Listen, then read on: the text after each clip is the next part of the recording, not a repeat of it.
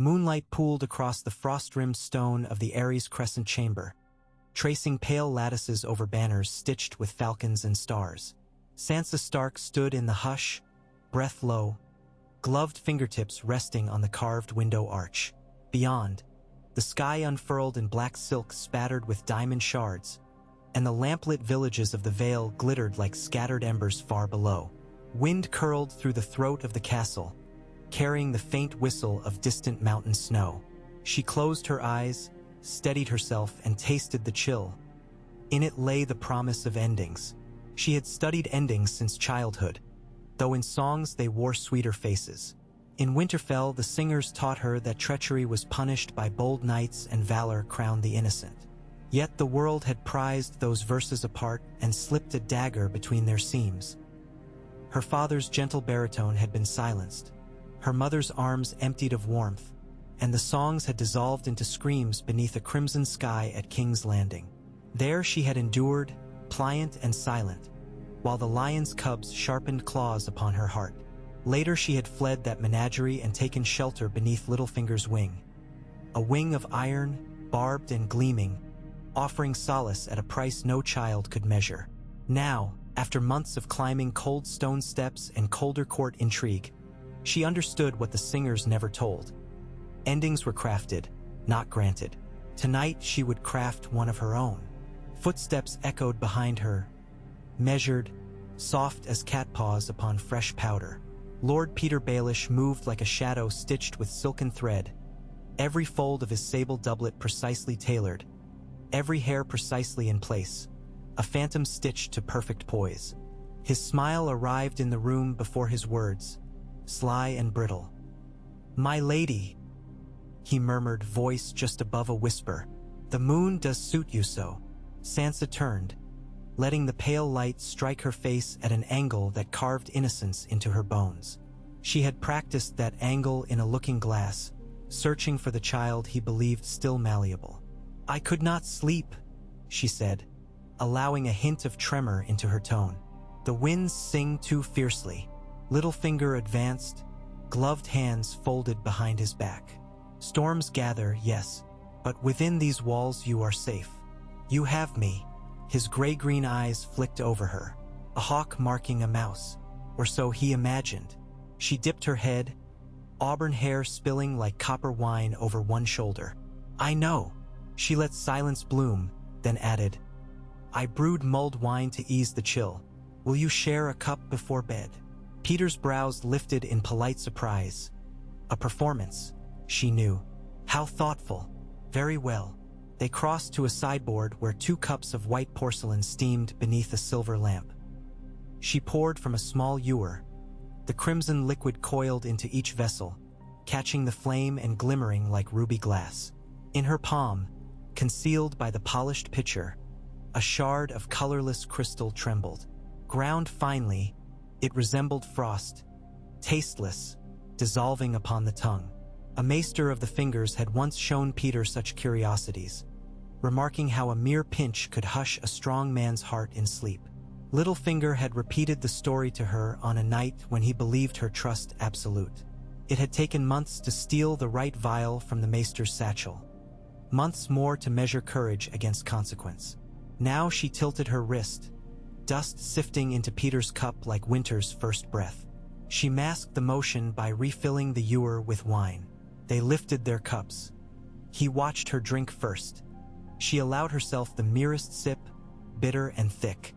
Then he tasted deeper, eyes half closing in appreciation. Spiced with clove and orange, it warms the very marrow. "Winter nights require such warmth," she murmured, "and winter justice." They spoke of trivial things, the next tourney at Gulltown, the price of grain, Lord Grafton's new bride.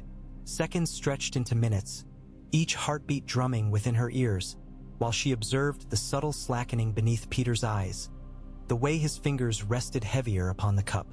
He shook his head as if to scatter cobwebs. "Long day," he sighed. "Parley with those stubborn lords takes more vigor than torn." His words snagged on an unseen thread. A flicker of worry touched his gaze. Sansa's smile remained porcelain serene. "You should sleep," she said, voice wrapped in velvet. Tomorrow will be busier still. He set the cup down with care, yet his hand trembled. Yes, perhaps you are right. He took a step, staggered. Fingers brushed the mantle for balance. Strange dizziness. She advanced, offering an arm he scarcely managed to grip. They had rehearsed this too. He guiding her steps along marble halls, coaxing trust. Tonight she guided him. Down the corridor the air turned colder, torches guttering as mountain gusts snuck through arrow slits. Peter's breath rasped. He tried to speak, lips forming her name, but only a wet whisper escaped. She led him toward the moon door. That dread aperture loomed, an iron-bound frame opening into blackness. A straight drop a mile down to the bite of shattered stone. A single lantern flared upon a hook, casting morbid gold across the sky-blue marble floor painted with swirls of cloud. Peter clutched her shoulder, nails biting through velvet. Fear had sliced the cunning from his face, leaving raw disbelief. Sansa, yes, my lord. She met his gaze, a glacier's calm within her eyes. He tried to draw breath to command, persuade, bargain, but the poison throttled his throat. Knees buckled. She caught him, easing him to his back upon the clouds. The lantern's flame danced in the damp of his widening pupils. I recall, she said softly, how you told me everything is a ladder, every man climbs or falls. She set a palm upon his chest. His heart hammered like a trapped bird. Tonight you fall, little finger. She stood. In his fading consciousness, he watched her draw the lever. The moon door yawned open, star-studded emptiness beckoning. Wind screamed through, whipping her hair to a fiery banner. Peter tried to raise an arm, plea strangling on his tongue. I learned well, she whispered. Thank you. With a final, delicate push, she slid his body across painted clouds. Weight carried him through the door, and he vanished into night, a scrap of black silk ripped away by the wind. For a long moment she listened. No sound returned save the rush of air. When she closed the door, its iron teeth clamped with a hollow clang that echoed through her bones. The hush that followed felt vast, sacred. She retrieved the lantern, walked calmly back toward the high hall where the Lord's declarant would soon gather. The poison would leave no mark. The fall would speak for itself. It was, after all, well known that Peter Baelish loved to test fate by the moon door's edge. A tragic slip, they would say, but Sansa Stark would craft the tale's ending. Dawn spilled a cold blush across the Ares courtyards. Within the high hall, banners stirred like waking birds above pillars of pale stone. Lords of the Vale assembled one by one, boots echoing, voices hushed with anticipation. Rumor flew ahead of them. Lord Protector Baelish missing. The Lady Sansa requesting urgent counsel. Robin Arryn, pale and trembling, sat upon the weeping throne, his frail frame swallowed by ermine furs. Maester Colwyn hovered, vial in hand, steadying the boys' breaths with sweet sleep milk. Beside them stood Sansa, figure tall, cloaked in midnight blue trimmed with icy fox fur. A queen cut from northern winter, regal yet raw. Lord Yohn Royce arrived first, shoulders broad as keep gates, bronze runes on his breastplate gleaming. He bowed curtly to Sansa, suspicious eyes ringing her for cracks. Ser Lyn Corbray lingered near the pillars, his dark sword's hilt resting beneath a casual palm, smile too sharp. Behind him marched Anya Waynwood, Albar Royce, Horton Redfort, stalwarts once united against Baelish's intrigues. When all were present, Sansa stepped forward. Lords of the Vale, she began, voice clear as winter dawn. I grieve to bring ill tidings. She allowed it to hang, let their hearts lean closer. Lord Protector Peter Baelish is dead. A murmur rippled, the crack of a branch under fresh snow. Yohn Royce's brows knit. Dead? How came this about? He slipped through the moon door in the night, she said. I alone was with him. He left his bed restless, troubled by dreams of enemies circling. I followed, fearing for his state. In the crescent chamber, he drank mulled wine to calm his nerves. She glanced down, lashes veiling sorrow. He walked too near the door's edge. The wind, it was sudden. He lost balance. A lie woven with threads of truth, always stronger than invention alone. Ser Lyn Corbray tapped his sword hilt. "Convenient," he drawled. Yohn Royce silenced him with a look. "Lady Sansa, did Lord Baelish leave orders regarding the rule of the Vale?" Her pulse thudded. Now the next rung of the ladder. She withdrew a folded parchment sealed in black wax stamped with Baelish's mockingbird. "Before retiring, he pressed this into my care, should misfortune fall." His stamp and hand. She offered it to Royce. Royce cracked the seal, eyes flicking across lines penned in Peter's tidy script. Sansa knew each letter. She had forged them with a quill stolen from his own desk, practicing night after night until the curves of every P and S felt as natural as her sigh. She had fashioned it weeks before, sealing it with wax melted from the very signet he wore, lifted while he slept. Inside, Baelish appeared to name Sansa Stark interim protector of the Vale and regent for young Robin Arryn, until the sweet Robin attains his majority. Silence stretched as Royce read, brows lifting. He passed the parchment to Lady Waynwood. She paled. When it circled back, he turned to Sansa. "These are bold provisions." She met his gaze, unflinching. "Lord Baelish feared for my cousin's frailty. He believed my blood of the first men and experience at court fitted me to guide the Vale." She lifted her chin. "Yet I will not claim what you will not grant. Let the lords decide who should lead." By offering choice, she presented herself above desire. It was the taste lords savored, power not begged but conferred. Royce exchanged glances with Waynwood. Redfort. Whispered consensus fluttered like wings. Finally Royce spoke. "The boy is weak. The Vale must be steadied. I saw you at Lord Robert's side these past moons. Calm his seizures, counsel him with gentle words. And your claim to the Arryn bloodline through your mother cannot be ignored." He lifted a mailed fist. "I, Yohn Royce, declare for Lady Sansa Stark as regent and protector until Lord Robert's 16th name day." Waynwood followed, voice firm. Then Redfort. Then Linderly. Ser Lyn Corbray hesitated, eyes glinting tumult, but bowed last. Sansa felt their vows settle upon her shoulders like a mantle carved of ice and iron.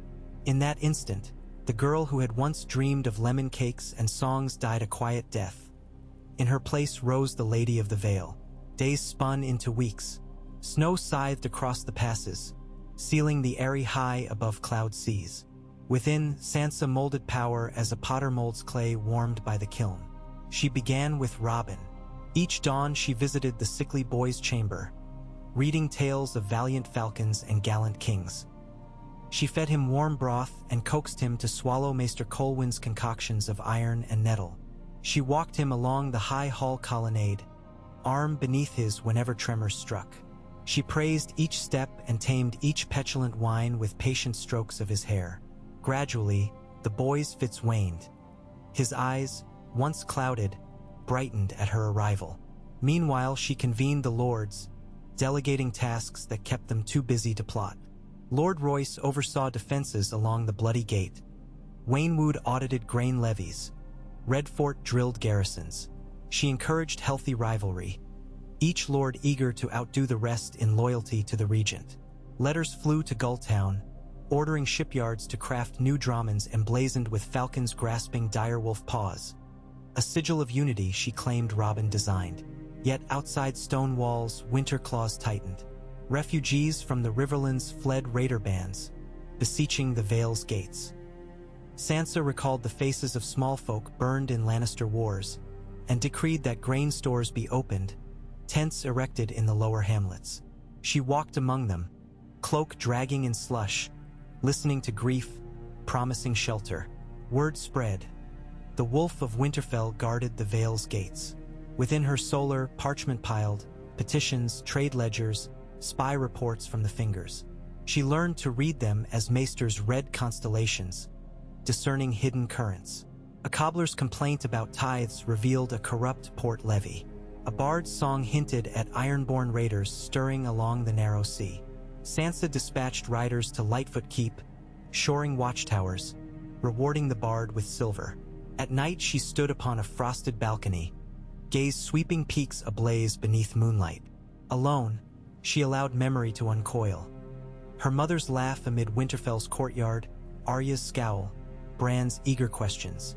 She whispered their names into the wind, and in its echo found resolve. The first true test arrived on a dawn scarlet as fresh blood. A raven bore tidings. Lord Harold Harding, distant Arryn kin and once named heir before Robin's birth, rallied Selzwards in Runestone's shadow. He claimed Sansa's regency a sham birthed by Baelish treachery. He marched to seize Gulltown, promising coin and titles to merchant princes if they turned coat. Council erupted in uproar, Corbray demanding knights ride at once, Waynwood urging parley. Sansa listened, palms resting upon smooth weirwood chair arms. When voices tired she rose, cloak whispering. Lord Harding stakes claim through Arryn blood. Let us honor tradition. The Eyrie shall host a trial of arms. Murmurs swept the hall. She continued, He seeks to dislodge my regency? Let him prove worth before the assembled lords. I will descend with Robin to the gates of the moon, open the lists. If Harding bests our champion, I will yield. Waynwood frowned. And if he refuses honorable combat? Then the Vale will see him for what he is, Sansa replied, ice in her tone. A pretender unwilling to chance spear point against truth. Royce grunted approval. Plans unfurled. Riders racing to summon bannermen. Ravens winging to Harding with terms. Sansa oversaw each seal, each phrase. The stage was hers now, the Vale the audience. Below the airy, snow-blanketed courtyards heaved with preparations. Tents blossomed like winter roses.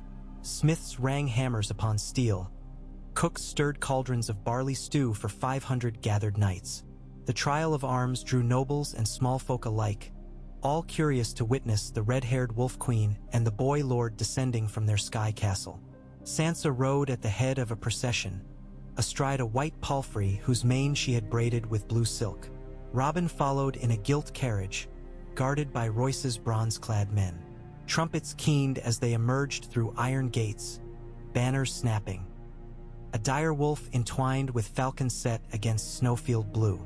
Crowds shouted her name, voices ragged with cold and hope. She did not smile.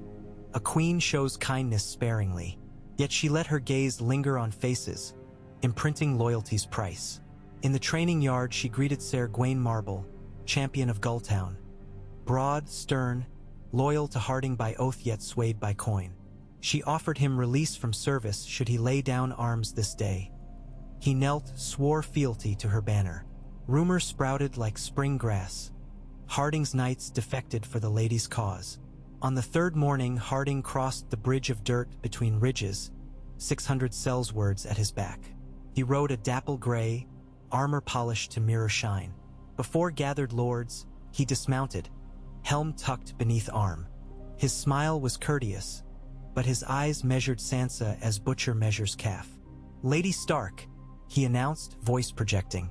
I mourn Baelish's death, yet the Vale deserves steady hand, not foreign wolf blood. She inclined her head. Foreign? My mother was Arryn. My blood runs with the mountains and the moon. Still, if my hand is unsteady, prove it.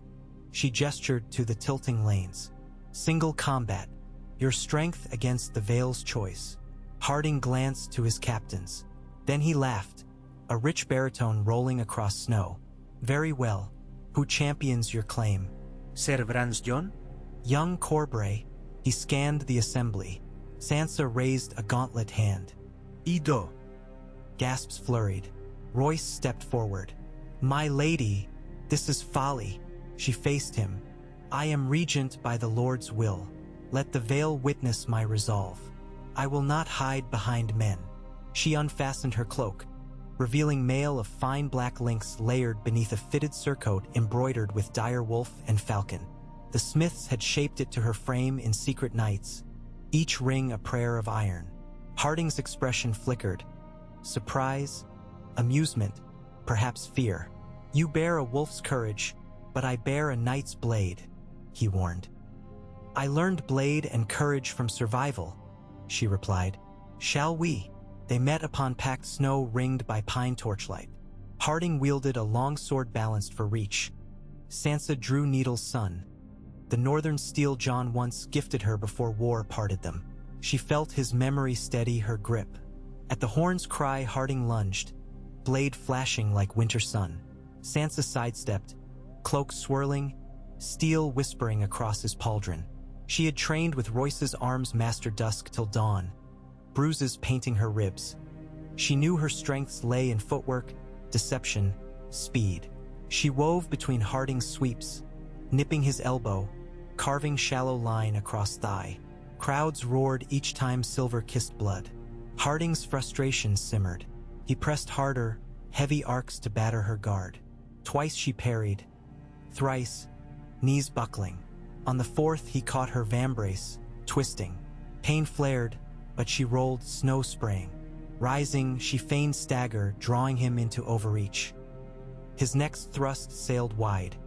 She pivoted, needle point slipping beneath his gorget. A heartbeat hung, then steel found flesh. Harding froze, eyes widening at red blooming upon snow. She withdrew, blood pattering from her blade. He knelt, gauntlets shaking, and yielded with a hoarse whisper. Silence engulfed the yard, deep, stunned, awestruck. Then a roar surged, echoing off granite cliffs. Lords raised swords, knights hammered shields. Lady Sansa! Lady Sansa! She stood amid swirling snow, chest heaving, hair plastered to cold-flushed cheeks. She tasted copper and triumph. Robin tottered from the carriage, blue eyes wide. He clasped her hand, raising it high. "My cousin, my regent!" he cried, voice cracking but clear. "All hail the Queen of the Mountains and the Vale!" The chant rose anew, rolling like avalanche thunder. Sansa felt its weight, heavier than chainmail. Expectation, devotion, fear, power. Night later found her alone in the solar overlooking the valley, stars draped above. Fire crackled, casting amber across shelves of old Arryn scrolls. She unbound her mail, winced at bruises mottling pale skin.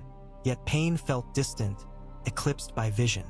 Ravens already winged to White Harbor, Riverrun, Winterfell's ashes, telling of a Stark risen to rule. House S long scattered might rally to her banner. If she secured the Vale's eyrie, then snows melted. She could march falcons and direwolves south or north, whichever called justice louder. Perhaps to King's Landing where a lion still perched. Perhaps to Winterfell where ghosts lingered. A knuckle rapped upon carved oak. Maester Colwyn entered, parchment in tremulous hand. "Forgive, my lady, but this could not wait." She unrolled the message. Black wax bore a twin direwolf seal. The words within were brief, scrawled in strong yet weary strokes.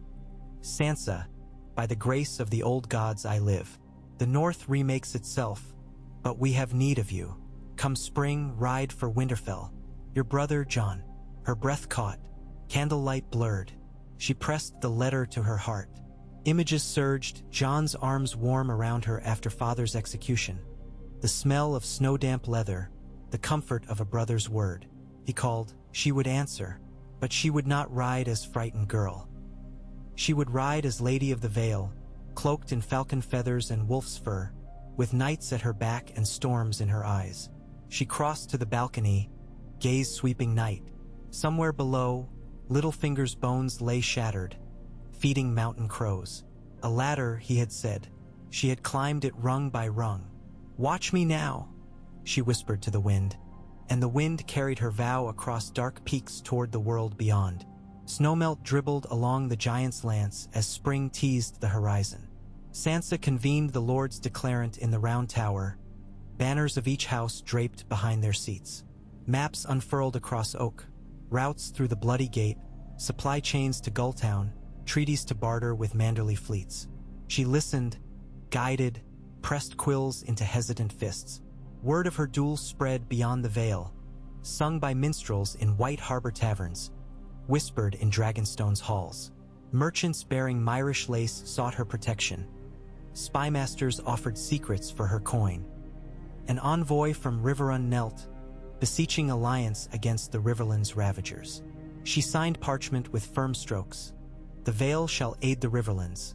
In return, the Tully fleet shall guard Gulltown's harbor. Each pact forged another link in a growing chain of power. Yet chains possess weight. In quiet hours, she wondered if the girl who wept for stories of gallant kings would recognize the woman who penned war orders. She walked the rookery, feeding white ravens grain, finding solace in their hollow calls.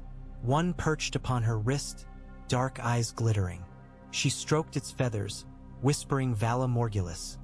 The raven bobbed as if in solemn accord. When the first crocus broke snow, she led a procession down the mountain road toward the bloody gate. Knights rode behind, banners ribboning. Robin, pale but smiling, clutched a carved falcon helm gifted by Waynwood. Ahead lay Winterfell, family, and the long night's reckoning. At the gate she paused. Granite walls loomed, carved by ages to defy conquerors. Guards saluted, eyes bright with loyalty deeper than the stone they stood upon. She raised her right hand, palm outward. "Open," she commanded.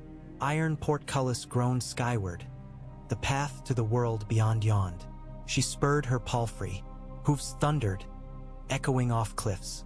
Behind, 1,000 voices howled her name, merging into a single cry that followed her into dawn. "Sansa, Queen of the Vale." The words rang within her like bronze bells. Yet she knew titles were but feathers atop iron. Beyond these mountains, lions snarled, dragons stirred, winter lingered. She would meet them all, blade poised, heart cold as north wind, and she would carve her own ending in the flesh of fate. Miles farther, perched in a lonely nest, an oily raven preened. Around its leg glimmered a thin silver band. Baelish's final contingency, dispatched the night before his last breath, bearing a folded scrap of parchment southward to fingers unknown. Secrets seldom declinely. But that tale waited behind distant doors, biding its time like shadow beneath moonlit wings. For now the road stretched before Sansa Stark, wide, perilous, drenched in the glow of awakening sun and the scent of thawing earth. She pressed her heels, and her mount surged onward, banners cracking, songs rising among snow-dusted pines. And the wind, ever watchful, carried whispers of a red-haired queen who poisoned the spider and seized his web, weaving a realm anew with strands of ice and steel. So began the reign of Sansa the Resolute, Lady Regent, Queen of the Mountains, Wolf of the Vale, and her story had only just unfurled its first page. The procession wound north beneath awakening skies, the frosted spires of the Vale receding into mist while young rivers, swollen with meltwater, laced silver ribbons across the foothills. Sansa rode at the vanguard in a cloak of snow-white direwolf fur that billowed behind her like a living standard. A crescent of Vale knights flanked her, Jon Royce in ruined bronze, Lynn Corbray with Lady Forlorn slung over one shoulder, Anya Waynwood's sons in bright enameled mail. Behind them plodded carts laden with salt fish, oats, and forged spearheads, while levies from the gates of the moon marched two abreast in helms that shone like morning ice. Robin Arryn, still frail but fortified by tinctures, traveled inside a cushioned litter whose curtains parted each dawn so he could wave to peasants lining the road. They cheered for him, but their eyes lingered on the red-haired woman astride the white palfrey. The songs were already changing. Lady of the Eyrie, Wolf of the Vale. Spring in the Riverlands came tardy and bruised. Burned farms from Lannister pillage still scabbed the earth, and gaunt hinds pawed at dead scrub in abandoned orchards. Sansa ordered her quartermasters to leave casks of rye and winter barley with each hamlet they passed, and she spoke softly with the elders, promising grain once their fields could be sown. Gifts cost less than swords, and gratitude armored a rule more surely than steel. Children chased her horse, laughing through rag-wrapped feet. She scattered silver pennies among them and remembered Arya's grin sprinting across Winterfell's yard.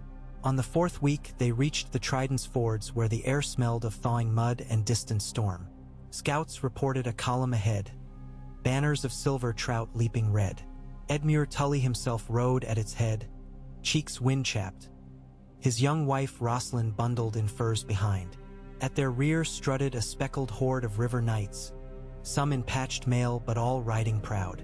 When Edmure beheld the falcon wolf device, he reined in and dismounted, splashing knee-deep into icy water to meet his niece.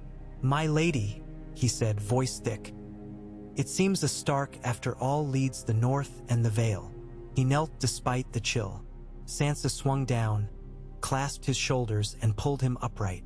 "Uncle," she whispered. Tears pricked, but she mastered them. "Rise. We have all knelt enough to lions." They encamped together beneath willow boughs rattling with last year's leaves. Over spiced hare stew, Edmure told of raider bands still loyal to Gregor Clegane's memory, of Frey outriders testing Riverrun's watch. "But they scatter when we press," he said, face hardening. "The Riverlands bleed, yet we endure." He eyed her escort of Vale knights and exhaled slow. "Your presence will stiffen spines." Sansa traced the rim of her wooden bowl. "Come with us to Winterfell. The North remembers the Tullus aid. With Jon's blessing we can bind our forces. Then we return south as one river, wide and deep." Edmure studied the firelight flickering across her features, steel and snow mixing with quiet sorrow, and nodded. "Aye, one river." Far ahead, on a rain-slicked King's Road bordered by black spruce, a cloaked rider urged a lean bay into relentless canter.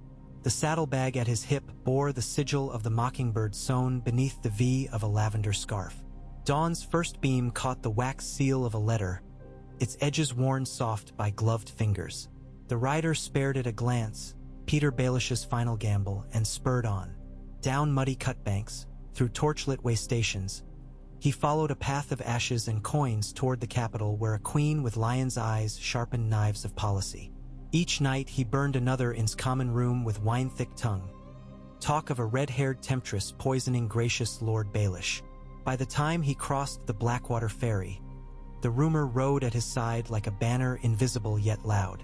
Winterfell rose from the heart of the North, its gray ramparts streaked with melt lines like tear tracks on stone.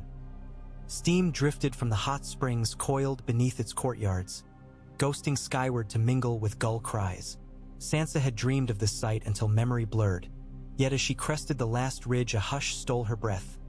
The towers seemed smaller, walls reborn in fresh slate where giants once stood, but the Godswood's ancient boughs remained unchanged, crimson leaves rustling like pages of an old book reopened. Jon Snow awaited her on the bridge above the moat, black cloak snapping around battered armor. Ghost prowled at his heel, white fur bristling. When Sansa dismounted, he strode forward, every step awkward with memories of boyhood games now gone to dust. They halted a pace apart. Snowflakes fluttered between them, though the sun shone bright. "Little sister," he said. The words tremored, rough as castle stone. "Big brother," she answered. They might have embraced then, might have wept for innocence lost, but a queen and a king in the North cannot crumple before an army's gaze. Instead, Jon inclined his head, and Sansa mirrored him, two sovereigns sealing blood's bond. Ghost sniffed her glove, exhaled a rumbling woof, and nudged her thigh. She laughed low, scratching behind his ear. Jon guided them through rebuilt gates where northern banners interlaced with Vale falcons and Tully trout. Small folk lined the coarse stone streets. Some whispered, others called out blessings to Cat's daughter returned. She kept her chin high, meeting their eyes, letting them see not the girl hostage in Lannister gold, but the woman who commanded nights and rode through blizzards for her home. Their council gathered in the great hall that evening. Lyanna Mormont fierce despite fresh bandage on her arm, Lord Glover stoic, Meege Mormont's son Jorah returned from exile in ragged blacks, even the wildling Tormund rocking on boot heels beside Davos Seaworth. Jon sat at the high table on a carved weirwood seat, Sansa at his right. Robin Arryn, cheeks flushed with wonder, perched on a cushion further down flanked by Bronze Yone and the maester from the Eyrie. Edmure Tully, still smelling of river mud, occupied the place where once Robb Stark had laughed over spiced wine. His eyes flicked up to stone direwolves etched on pillars, and moisture glimmered there. Jon rose, voice carrying. "The North has bled through war and winter, yet hope rides with us. The Vale's talons, the Riverland's heart. My sister brings both." He gestured to Sansa. She stood, the hall hush wrapping her like fur. "I come not to rule Winterfell," she began, truth steady on her tongue, "but to serve it. Blood calls blood. My banners are yours, if you will it, until peace washes the land." She let that settle. "In return I ask this. Let the Vale and North forge an unbroken alliance, steel bound to ice, so no lion, kraken, or Sellsword king can break us again." Low murmurs stirred. Lyanna Mormont slapped her table. "Bear Island will have it." Glover followed, then the Umber's tall heir, then Corbray with a flourish of dark blade. The hall's roar swelled until rafters shook. Jon clasped her forearm and raised it high. Cheers thundered. Yet later, in the silent solar off the bedchambers where her parents once whispered, Jon poured 2 cups of mulled cider and set aside titles. "Tell me of Baelish," he said, "fire guttered in great stone, and of your heart." So she spoke. Of poisons ground fine, of moon doors and forged letters, of weight that crowns the sleepless. Jon listened, jaw tightening but eyes never leaving hers. When she finished, he exhaled deep. "Next time share the burden." It was a brother's plea, not a king's rebuke. She reached across the scarred oak table and took his rough hand. From this night forward, spring quickened. Vale engineers erected new palisades along the King's Road. Northern lumberjacks felled ironwood for siege wagons. In the castle yard, Sansa instituted daily joint drills, the bronze-clad knights learning to fight beside fur-cloaked spearmen. She oversaw ration ledgers with Glover's stewards, balancing meager turnip stores against the hungry mouths of new levies. At dusk she huddled with old Septa Attendal, copying ravens to White Harbor and Barrowton, inviting their maesters to Winterfell for a great council come midsummer. She signed each message with ink the color of deep wine. "Sansa Stark, Regent of the Vale, Lady of Winterfell in mine absent brother's stead should he ride to war," because war drifted like distant thunder. From the south came rumors of Cersei Lannister's new covenant with the Faith Militant, of Sellswords arriving from Volantis wearing sunburst sigils of the Golden Company. From the east lingered talk of dragons grown restive in Dragonstone's cratered keep, their queen Daenerys organizing parley with the Stormlands. Jon's advisors argued nightly, Davos fearing split allegiances, Tormund scoffing at silver-tongued southern queens, Royce urging immediate strike while the Vale's talons were sharp. Sansa listened, stitched silence into tapestry. She had studied Cersei behind jeweled smiles and Joffrey's shadow, knew too well the lioness devoured threats before they clawed back. But Daenerys Targaryen was an unknown page, breaker of chains, yet also daughter of wildfire. The North could not fight dragons and lions both, not alone. Thus she wrote another letter, this one in her own spidery hand, to her Grace Daenerys of House Targaryen, Queen of the Undulls, the Rhoynar, and the First Men, breaker of chains, mother of dragons. She paused, dipped quill again.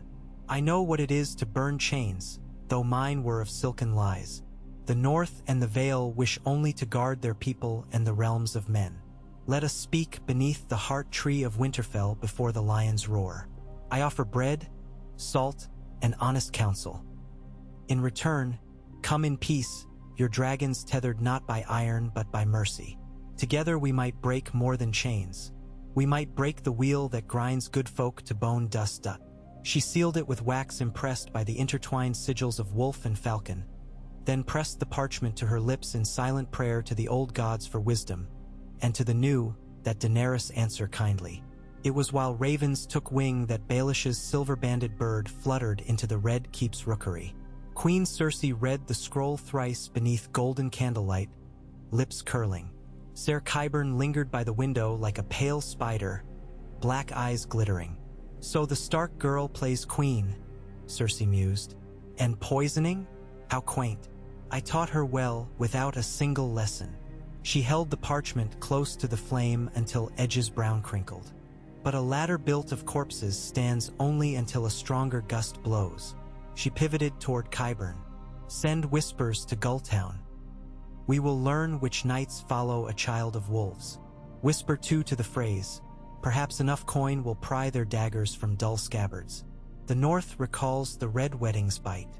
Qyburn bowed deeply, robes whispering like gravecloth. Later Cersei poured herself arbor gold and gazed upon the Blackwater's night shimmer. Across the dark waters a new wolf banner flapped somewhere far. She tasted sour fear within sweet wine and spat it in the brazier. "Let them send dragons," she told the cold stars. "I keep wildfire."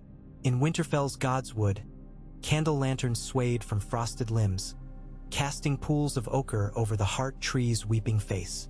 Sansa knelt upon moss damp with meltwater. She remembered her father kneeling thus, whispering to unseen spirits. Now she sought them too. "Watch over the north," she said. "Watch over Jon. Watch even over me, though I have taken blood into my own hands." A wind stirred, rustling red leaves like soft applause. She opened her eyes to find Bran Stark. No, the three-eyed crow in Bran's flesh, seated behind the trunk, gaze remote. "You changed the song," he murmured, voice echo-odd. Peter's thread snipped sooner than before. Sansa's throat tightened. Threads needed cutting, perhaps, but the tapestry trembles. Bran's blind pale eyes shifted toward distant sky. In one path the Vale arrives alone and meets fire under the moon. Now ice and river follow. The flames flare brighter. She clenched gloved hands. "Do you know what happens?" "I know what might happen. Choices braid futures. You must choose still." He met her gaze suddenly, the boy beneath the crow. "Be careful which promises you bind, Sansa. A dragon's debt burns hotter than wildfire." The words rang in her mind long after he left like a ghost through snow. The Dragon Queen's reply arrived on swift wings 10 days later, parchment edges singed as though kissed by flame. "Lady Sansa Stark, your courtesy honors me. My father's shadow looms long in the north. I should like to speak before that shadow stretches anew. I will come with one dragon only, regal and a small retinue. Expect me upon the first full moon. I will break no bread by force. May our meeting hatch peace for a realm in pain. Daenerys of House Targaryen. Peace or peril?" Sansa read the lines until ink blurred. She summoned Jon, Royce, Davos, Lyanna Mormont. Plans erupted, ballista placements, guest chambers scrubbed, smiths reforging chains once used to haul trebuchets. Jon would greet Daenerys beyond the walls, ghost at his side, banners lowered in respect yet ready to rise in war.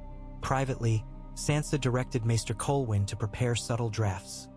A mild wine-sweet infusion that quieted anxiety, and a deadlier colorless tincture that stilled the heart, insurance she prayed to never unstop her again.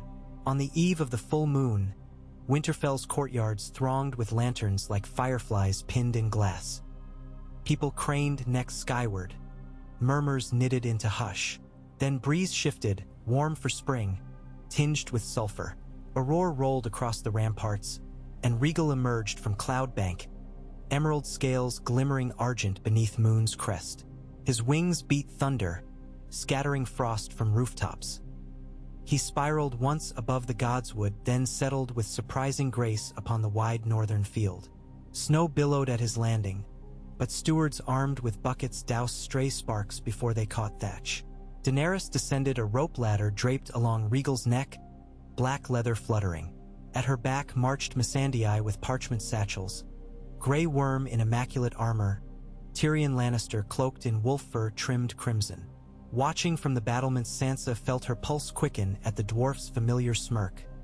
Lannister debts travel far. Jon advanced alone into torchlight, helm removed, palms empty. Daenerys mirrored his courtesy, silver-white braids cascading, violet eyes assessing winter's bastard turned king. They spoke words lost to the crowd but heavy with futures. Hands clasped in greeting, no blades yet drawn. Sansa stepped from the gatehouse accompanied only by Lyanna and Bronze Yohn. She moved slow, each crunch of boot on packed snow echoing across the hush. Daenerys's gaze flicked to her, curious. Sansa dipped her chin, too slight for deference, too deep for arrogance. "Your Grace," she said, breath pluming. "Lady Stark." Daenerys's smile was tempered steel. "Your letters speak softly but carry weight. Winter thickens every tongue." Sansa gestured toward the hall. Let us share warmth, and gauge if our dreams may fit the same hearth. As they strode past gates, Tyrion lingered, eyes gleaming candelabra. Lady Sansa, he called softly. She paused. He pressed a fist to his heart in sardonic salute. You look well. Marriage ended my illusions, she replied, surprising herself with gentleness. But not my gratitude. A flicker of sorrow crossed his face, vanishing behind jest. May this union of wolves and dragons fare better. The feast stretched into late hour. Regal dozed beyond the walls, his snores rumbling through stone like distant drums.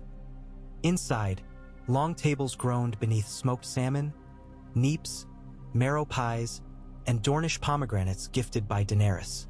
Cups clinked, stories braided tongues. Yet beneath the convivial din, Sansa felt tension twist like catgut. She watched Daenerys laugh at Tormund's rambling ode to big women. But the queen's fingers drummed restlessly near her goblet. When musicians struck soft lute chords, Sansa rose. Forgive me, she murmured to Jon. I must breathe snow. She wove through servants and slipped into the night chill of the gods' wood, lantern swinging. There amid whispering leaves she found fresh tracks, small, deliberate, leading between roots to the weeping heart tree. And there, beneath red boughs, stood Tyrion, silhouette hunched. I wondered who else sought quiet, Sansa said. He turned, startled. Old memories haunt louder than music, he confessed. I visited this tree once when your brother Robb marched south. I prayed to gods I do not know to save him. His breath fogged. They did not listen. Prayers are seeds. Some lie fallow. She stepped closer, lantern glow painting the carved face crimson. Why come now? To weigh rumors. He tapped his brow. Our master of whispers, once Varys, now cobwebbed informants, claims Lord Baelish met an untimely fall. Sansa's pulse stilled. He lost footing. In a fortress he built? Tyrion cocked a brow. Curious. Then softer. I owe him no grief. But I wonder, was it mercy or vengeance? Survival, she answered, voice barely above wind. And mercy for others he would have broken. He studied her, half-shadowed. Hard choices forge hard queens. I pray the steel remains tempered with heart, Lady Sansa. She met his gaze. I pray yours remains tempered with honor, Lord Tyrion. She turned to depart but paused. If rumors trouble your queen, remind her.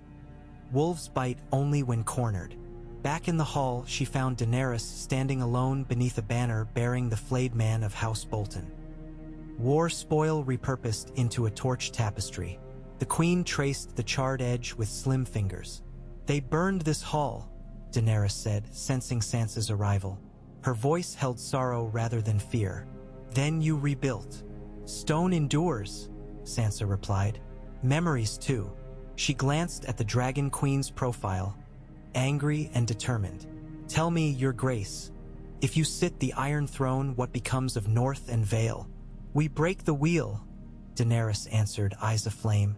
No more subjugation of realms. Vassals by choice, not fear. Words. Sansa folded arms. I have known golden words masking iron chains. Daenerys faced her fully. Then judge deeds. I freed Slaver's Bay. I will free Westeros. From tyrant lords, from debt bondage, from hunger. And if Westeros frees itself, will dragons still fly over northern fields? Silence crackled between them like frost over a pond. At last Daenerys exhaled slow. The North bled for freedom.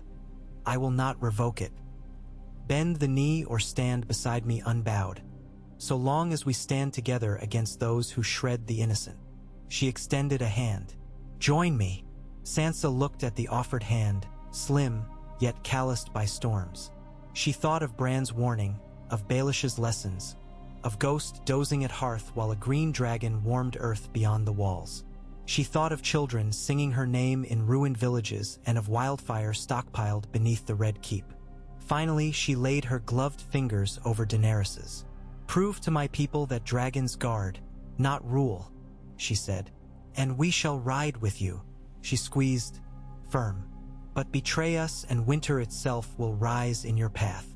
Daenerys' answering smile was fierce as sunrise over battlefield snow. Then let us forge a new summer. They drafted terms before dawn. Grain caravans from the Vale to feed Targaryen camps, northern steel for dragon-forged spearheads, an accord that any vassal realm could withdraw its pledge after 10 years without repercussion. Jon affixed his direwolf seal. Daenerys pressed the three-headed dragon in red wax. Sansa added the falcon entwined with wolf. Grey Worm and Bronze Yone clasped arms in silent acknowledgement. Davos joked that old gods and new might squabble less if given a proper meal. Yet across the sea of lantern light, Bran's pale eyes watched the parchment swallow ink, and within their depths flickered images of fire on snow, ice on flame, dread on wing. Futures yet unborn shivered. 3 nights later, a hooded rider reached the camp of the Golden Company near Duskendale. He presented a silver-banded raven leg ring to Captain General Harry Strickland and whispered of poison and moon doors and a queenling's fragile alliances. Coin clinked weighty as prophecy. Strickland, who prized bright metal over loyalty, tucked the ring into a pocket near his heart and turned his gaze toward the King's Road leading north. Under a sky filled with rippling lights, pale ribbons dancing beyond mortal grasp, Sansa stood on Winterfell's walkway beside Jon. The aurora painted his scarred face green and violet. Below, Regal stirred in sleep, scales reflecting celestial fire. "We gather armies again," Jon murmured. "More blood. Not by choice," she said, "but by resolve." She nudged him with shoulder. "We hold the Vale of Vale itself now, and the rivers and perhaps dragons. That counts for something." "It counts for hope," he agreed. "Hope, a fragile bloom amid crushing snows, yet one tended by wolves and falcons might root deep." Sansa drew breath that tasted of pine and distant lightning. She thought of her father's words. The lone wolf dies, but the pack survives. Tonight, the pack filled Winterfell's walls. Bear and trout, falcon and dragon, all bound by threads she had woven, threads yet untested by the sharp teeth of war. She tightened her cloak, turned her face to the heavens where lights danced ancient dances, and whispered to the gods of old and new alike, "Hold!" And far below, unseen beneath the shine, an assassin whose dagger bore a mockingbird hilt slipped through the kennels toward ghostly white fur. Threads pulled taut. Dawn crept pale when a shout rang through the courtyard. "Attack!" Voices collided. Swords rasped. Ghosts' howls split the chill. Sansa jolted from restless sleep, rushing to the window where torches flickered around a prone figure. Bronze Yone kneeling over a dark-clad intruder. The man's wrist was snapped, dagger fallen. Pale light revealed the mockingbird pommel. Yone looked up, met her gaze, and shook his head grim. "He aimed for the beast," he called. Ghost, unharmed, paced in circling fury. Fur bristled like winter storm clouds. Sansa's blood ran ice. So Baelish's reach persisted beyond death. She ordered the man kept alive. Answers always cost less than questions left to fester. But she lay awake thereafter, hand on hilt, counting enemies still unmasked. Jon convened war council at sunrise, Daenerys on his left, Sansa on his right, 3 heads of a strange new dragon. On the map, they traced routes of Sellsword armies rumored to march from the south, of Euron Greyjoy's longships harassing Gulltown trade, of Cersei's raven to the faith-promising restoration of September funds in return for blessing her unborn heir. Each piece moved across worn leather like seeds across a field soon to be plowed by spears. "Strike first," urged Grey Worm. "Storm King's landing before Sellswords arrive." "Hold fast," said Davos. "Starve the lions behind their walls. Let infighting rot them." "Secure coast," argued Royce. "Without ports their Sellswords cannot land." Sansa listened, then spoke. "Divide and conquer fails when foe divides you first. We must weave a single spear. The riverlands feed, the Vale wings, the north guards, and dragons strike where mortar cracks." She tapped the map at Crackclaw Point, narrow land bridging Crownlands and Bay. "If we hold this neck, Golden Company cannot reach the city, and Cersei must ride out or starve within." Daenerys leaned in, interest flaring. Rhaegal can scorch their supply lines along the Rose Road, but I will not burn innocents. Sansa met her eyes. Then burn only fields reserved for lion armies. Spare the farmer's barn. She slid a parchment of crop census toward the queen. We know which. Jon nodded. We break their bread, not their souls. Plans crystallized. Scouts dispatched east and south. Ravens summoned banners. Edmure readied barges on the Red Fork. Lyanna Mormont drilled young spearmaids with grins toothbright. Sansa oversaw each ledger, each pledge, each whispered rumor funneled by newly loyal informants who once served Baelish. Every dawn she walked the ramparts, frost crunching underfoot, gaze sweeping horizon for dragon wings and golden sails alike. On the 7th morning, a raven returned from Gulltown. Euron's fleet sighted sailing north with black sails trimmed gold. Sansa gathered Jon and Daenerys in the map room.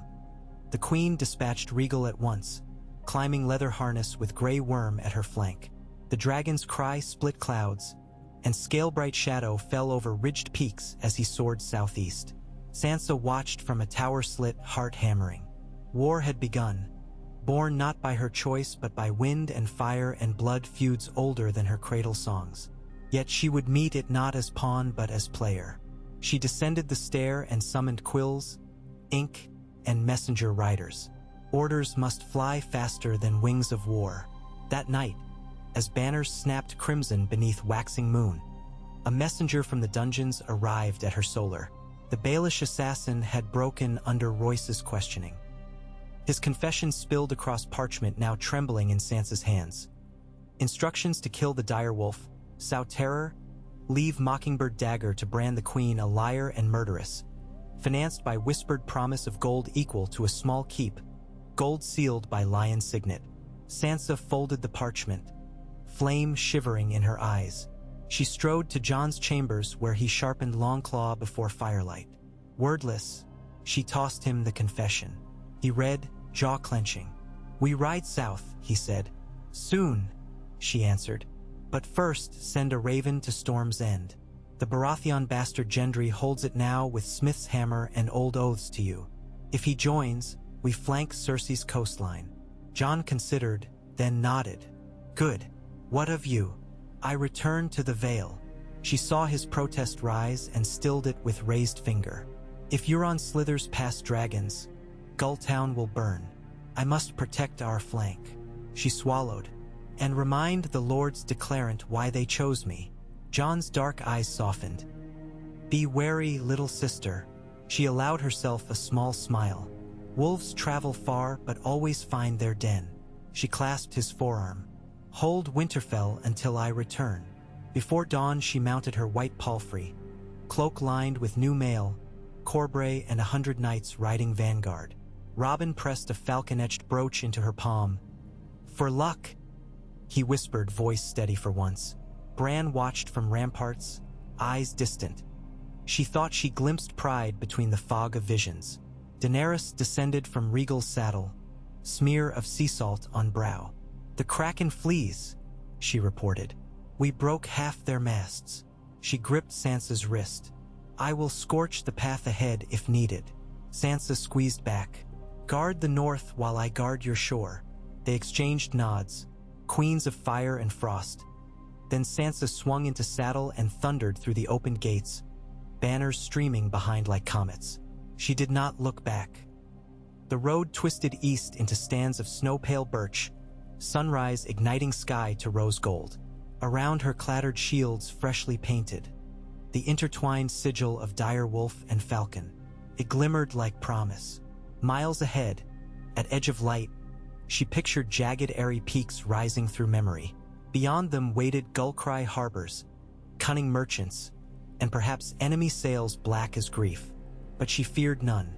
Her hands had shaped fate from poisoned dust and moonlit falls, had steered armies with parchment lines. She whispered to the pacing hooves, onward. The wind answered, carrying scent of brine and distant smoke. And Sansa Stark rode, braid snapping, eyes bright with iron resolve. The ladder climbed still skyward. She would ascend every rung, even should the clouds bleed fire. Mist coiled like pale serpents around the mountain road, muffling clatter of hooves to a dull drum. Sansa's column descended the high pass beneath hemlocks still jeweled with melt ice, their branches rattling a dirge overhead. Dawn's first copper light kissed frost-silvered helms and painted every rune on Bronze Yohn Royce's breastplate a sanguine glow. Snowmelt trickled through ruts and pooled in wheel-worn hollows. Her palfrey splashed through, each step steady, measured, unwavering as her aim. Behind marched 100 knights of the Vale, Corbray brothers gleaming in dusk steel, Redfort's grim shields marked with the Red Tower, Harding's few loyalists chastened but resolute beneath new banners stitched hastily with falcon and wolf. Though breath misted in the chill, within her breast a furnace stoked by purpose burned hot and bright. They skirted the greenwood hamlet of Moonpool by midday. Farmers paused from chiseling ice from furrows, doffed caps, and murmured blessings. Sansa ordered 2 wagons of rye and salted cod left at the tiny sept. Gratitude lit tired eyes. Every kindness was a thread binding common folk to the house that protected them, and threads, woven enough, became chains stronger than iron. By nightfall, the road angled toward Stone, the stout keep guarding the last valley before Gulltown. Scouts awaiting at its gate greeted her with grave faces. 3 carracks flying kraken banners had been sighted off Maiden's Wharf at dusk. Sails reefed while smaller, faster longships probed coves further along the coast. Worse, fishermen claimed to have seen Blackhull outriders dragging torches through gull-haunted sea caves, scorching storehouses of salted herring destined for Gulltown's winter reserves. The Ironborn reaved not for coin alone but to starve their prey. Sansa called council in Stone's Hall, the air thick with peat smoke and pine tar. Maps littered a long oaken table carved with dancing stags of ancient Arryn wars. Bronze Yohn planted a mailed finger on Tidebreaker Cape. "We hold 2 coastal towers here and here," he rasped, "but their garrisons number 40 each. Euron Greyjoy will smash them like nut shells if his longships swarm at dawn." Corbray leaned over the charts, dark eyes gleaming beneath candlelight. "Then we do not wait for dawn. Send a vanguard tonight, archers in leather rather than plate, moving along goat tracks above the cliffs.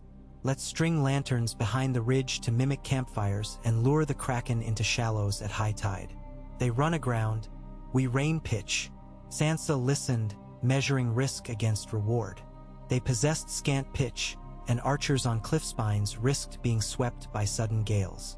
Yet timidity had felled giants at her feet long ago. She turned to Ser Roland Storm, captain of Gulltown's harbor galleys, summoned here by Swift Raven. "How many fire ships can you ready before moonset?"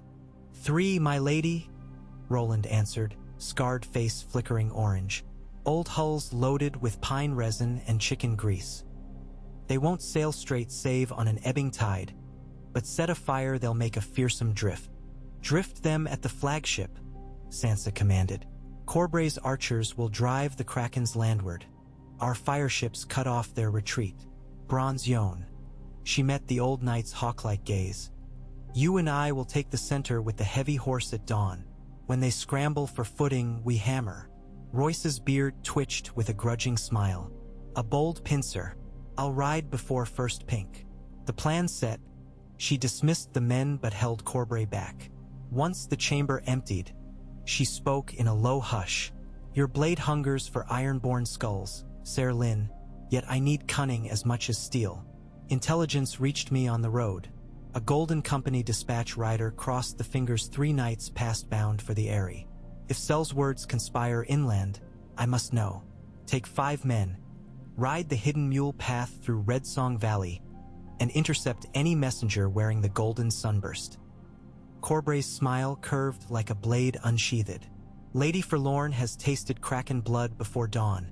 She can wait for Sel's words by dusk." He saluted, cloak flaring dark, and strode into night. Sansa lingered alone, palms splayed over the map, vision skimming inked coastlines, counting heartbeat against heartbeat. The road of queenship offered no rest. Each mile one demanded another gambit, another lifeline knotted before the last frayed. Yet her mind felt honed now. Littlefinger's whetstone might have scarred her, but it had sharpened her edges to glint. Moonless dark cloaked tidebreaker cape as if the Night King himself breathed over sea and strand. Jagged rocks jutted like dragon's teeth. Waves clawed them with foam-flecked talons. On the high ridge, archers from House Belmore crouched among knotgrass. Bowstrings waxed against damp. They hung lanterns behind the crest, low and staggered, mimic of cookfires marking a phantom camp. Below, 3 gaunt longships eased between shoals seeking plunder. Oars raised to silence, sails half-furled. Iron-scale armor glimmered along their rails. A horn blast rasped from the cliff path. Arrows hailed down, iron-tipped shrike screeching. One ship's helmsman crumpled to deck. Another shaft bit rope and set mainsail loose, sending flax cloth thrashing. Amid curses in harsh seafaring tongue, Ironborn swung to reef sail proper, but tide sucked beneath them, drawing keels onto hidden bars. A grinding shriek split the black. The longship's prow kissed rock, lurched, oars snapped like brittle bones. Crew scrambled, brandishing axes. From stones sheltered inlet, fireships burst forth, ghostly slivers crimson-lit. Pitch barrels stacked upon their decks already smoked where tar dripped onto torch bundles. No helmsman guided them. Currents bore them, sails tied to catch the steady offshore wind. An ironborn reaver bellowed warning. Too late. First fireship kissed the beached carrack amidships. Flame whooshed skyward, hungry dragon tongues devouring tarred planks. Within breaths, orange pillars roared, silhouetting panicked silhouettes leaping into surf. On the ridge, Vale archers loosed flaming arrows, fletchings flaring against starless dark. The second longship erupted as arrow.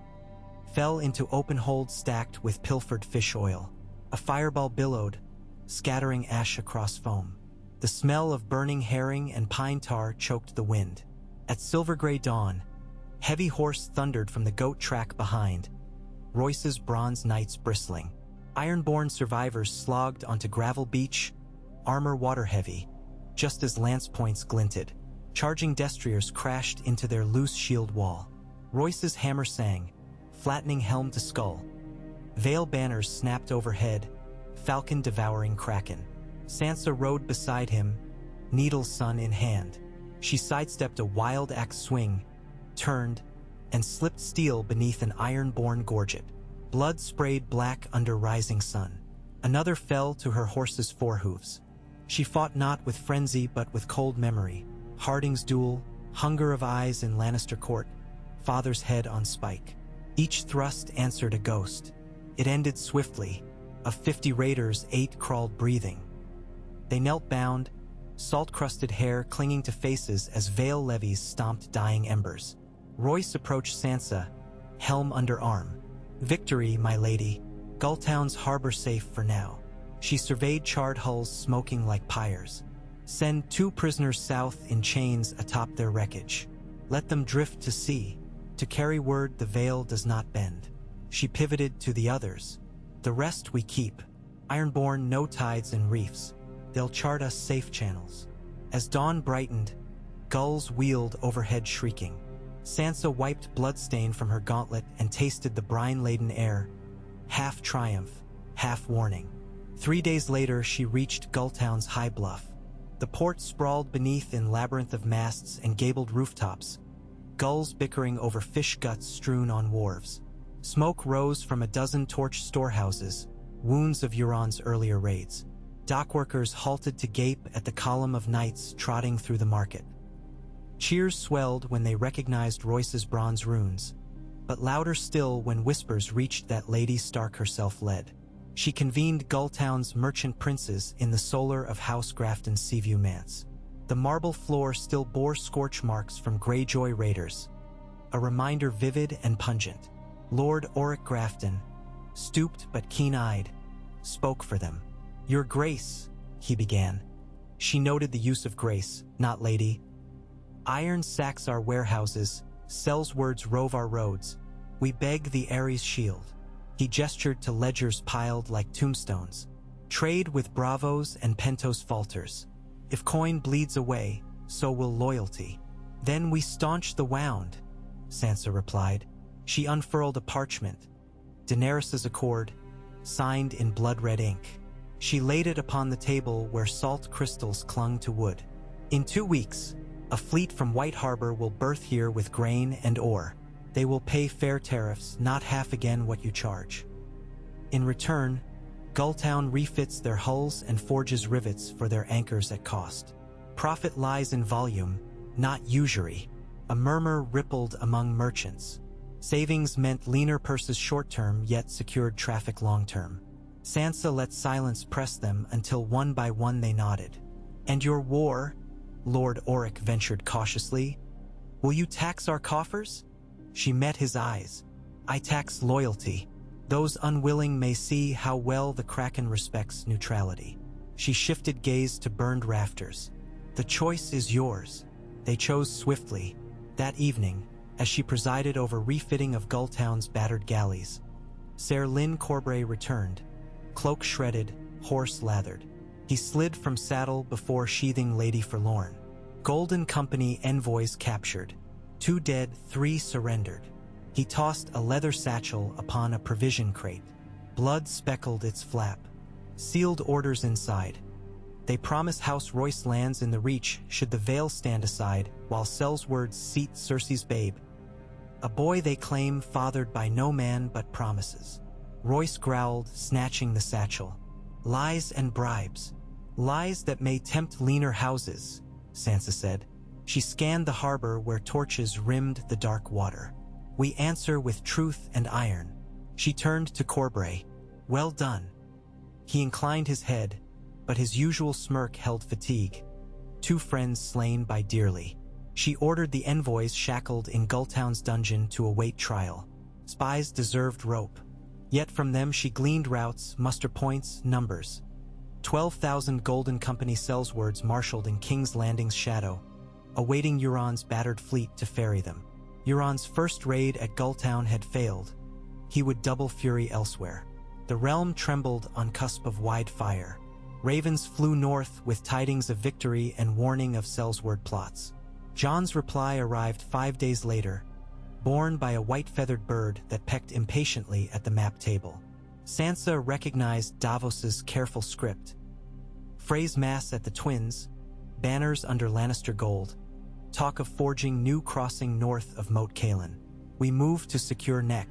Daenerys leads regal patrols along coast. Stark and Mormont spears march south in a fortnight. Hold Gulltown, screen their flank. Hold. She tightened her grip on the message. War lines etched across parchment like cracks in ice. One wrong step and the surface would shatter, plunging all into frigid ruin. She stepped onto the balcony of Grafton's manse. Salt wind blurred her braid, whipping copper strands across lips. Below, galleys bobbed, sails furled, lines creaking. She imagined them sliding free, hulls packed with Northmen, their songs echoing off frosted foam. She would meet them south of the Trident when time came. But first, the Vale must remain unbroken cord securing Jon's flank. The next moonrise, a misty drizzle cloaked the harbor when watchmen cried alarm. Sails, black and gold, ghosted along the outer bay. Through spyglass Sansa counted 6 towering galleasses, decks bristling with scorpions. Between them darted a swarm of gray longships bearing painted kraken eyes. Euron had gathered survivors and allies into a single spearhead. "He wants the port aflame before Northmen sail," Royce muttered. Sansa nodded, cloak slickened by rain. "Sound horns," she ordered. Archers to seawall, catapults readied. Keep flaming corals dry under awnings until the wind favors us. The first gray dawn volley whooshed overhead, jagged bolts of blackwood clattering against stone parapets. Vale soldiers ducked. Some spearmen tossed buckets of sand onto spots where pitch sizzled. Sansa paced behind Merlin's, shouting placements, her voice raw but steady. A bolt hissed past, nicking her pauldron. She barely flinched. Harbor galleys, refitted with reinforced prows, slipped anchor. At their bows stood teams of chain-slingers, lengths of spiked iron coiled like iron serpents. Under Roland Storm's command, they rowed hard, oars chopping gray water. When first longship angled in, reavers screaming, a galley veered, flung chains. Spikes bit the Reaver's prow. Sailors winched, yanking hull sideways. Reaver keels slammed jetty piles. From the quay, archers rained death, arrows slapping flesh. High on the seawall, Sansa spotted Euron's flagship slaughter song, its figurehead carved as a shrieking mermaid clutching hearts. Purple sails billowed though wind fought them. She signaled Corbray. "Dark Wing," she said. The code for the catapult packed with iron pots of bronzewood pitch captured earlier. The crew hauled the great arm. Torch touched fuse. The pot soared, arcing like dying star, trailing sparks. It smashed atop Slaughter Song's quarterdeck, detonating a fountain of sticky flame. A roar of triumph rose from walls. Euron's ship veered, flames licking masts. Yet gray longships pressed, disgorging reavers onto floating wharf. Vale men met them shield to shield. Bronzion's hammer shattered an iron-born captain's jaw. Tides churned crimson. Amid chaos, Sansa spied a Kraken banner near a side gate unmanned save a handful of militiamen. She sprinted down stair, Royce protesting behind her. Drawing Needle's son, she plunged into melee. Spray stung face, plank slick. She parried a rust-spotted cleaver, riposted under ribs. Another raider lunged. She ducked, drove pommel into his throat. Militiamen rallied behind Wolf and Falcon Cloak. Together they forced invaders back, foot by bloody foot, until Corbray's men arrived, sweeping the quay clean. A horn bellowed seaward. Slaughter Song limped to fire, listing. Euron, defiant to the last, flung curses from smoke-veiled deck, but a second catapult stone crushed his forecastle. Flames guttered in drizzle, but tar smoked lethal. One by one Kraken sails turned away, oars thumping retreat. Vale arrows chased them until distance swallowed. When final Reaver corpse toppled into brine, Sansa sagged against wharf post, rain sluicing gore from armor. Thunder rolled far off, and she realized her body trembled. Exhaustion or aftershock she could not tell. Royce clasped her shoulder. "Gulltown stands," he rumbled. "Then the North's flank holds," she answered, steadying breath. She glanced to ironborn prisoners herded on knees. Wet strands of hair stuck to her brow, yet inside a core of granite hardened. "Signal White Harbor," she told Roland. "The harbor is ready." 2 weeks later, Northmen filled Gulltown's docks, singing rough tunes, beards crusted with frost. Sansa stood upon the pier to greet Lyanna Mormont leading 50 Bear Islanders, axes bigger than some of the men. Beside her marched Glover spears, umbers mighty as oaks, and behind them a ragged company wearing half-melt veil plate. Prisoners from Baelish's old Sellsword host who had sworn new oaths. Lyanna saluted smart. "We sail within the day?" Sansa nodded. "The wind favors south. The lion still sleeps behind stone walls, but the Kraken flees wounded. We strike before wounds scab." She scanned the forest of masts. Wolf's claw, maiden spear, white rose. Even an ancient Arryn war galley dusted off for battle. Her own flagship, Ares Grace, bore wide deck for command. She boarded as noon bells tolled. On quarterdeck, Roland Storm stood with compass. Royce secured helmet. Archers stacked barrels of gray-fletched shafts. Sansa raised her voice, cutting through gull cries. "Men and women of North and Vale, today we sail not for conquest but to break chains. Chains of fear, of hunger, of tyrants who bury truth beneath gold." She pointed south where sky met sea. "At Blackwater Rush, a city crouches behind walls of debt. We will show them the North remembers. The Vale soars, and no Kraken or lion may feast on us again." A roar answered, swelling like thundercloud. Lines cast, sails filled, gulls spiraled. Ares Grace glided from harbor, first of 90 sails unfurling white and gray into bright wind. Drums beat cadence, hearts hammered. Sansa turned to the horizon. Somewhere beyond, Jon marshaled legions at the neck.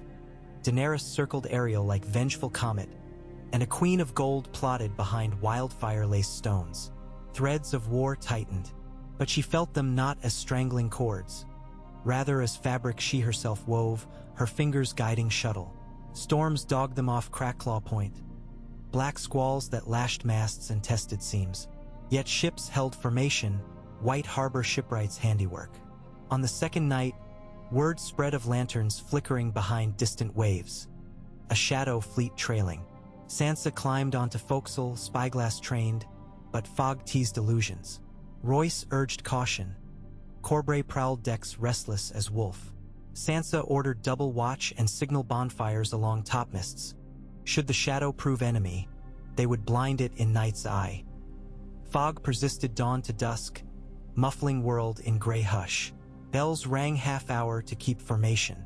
On the third day, as midday gloom barely brightened, a lookout's cry echoed, "Dead ahead, sails golden." Through mist loomed a formidable line of galleons bearing the three-headed skull of the Golden Company, black rigging taut. The surprise cut both ways. Sellsword captains had not expected northerly fleet so soon. Sansa snapped orders. Port wing, veer broadside. Starboard, maintain line. Drums thundered. Whitecaps churned between converging forces. Scorpions a boar vale galês vinched, quarrels glinte.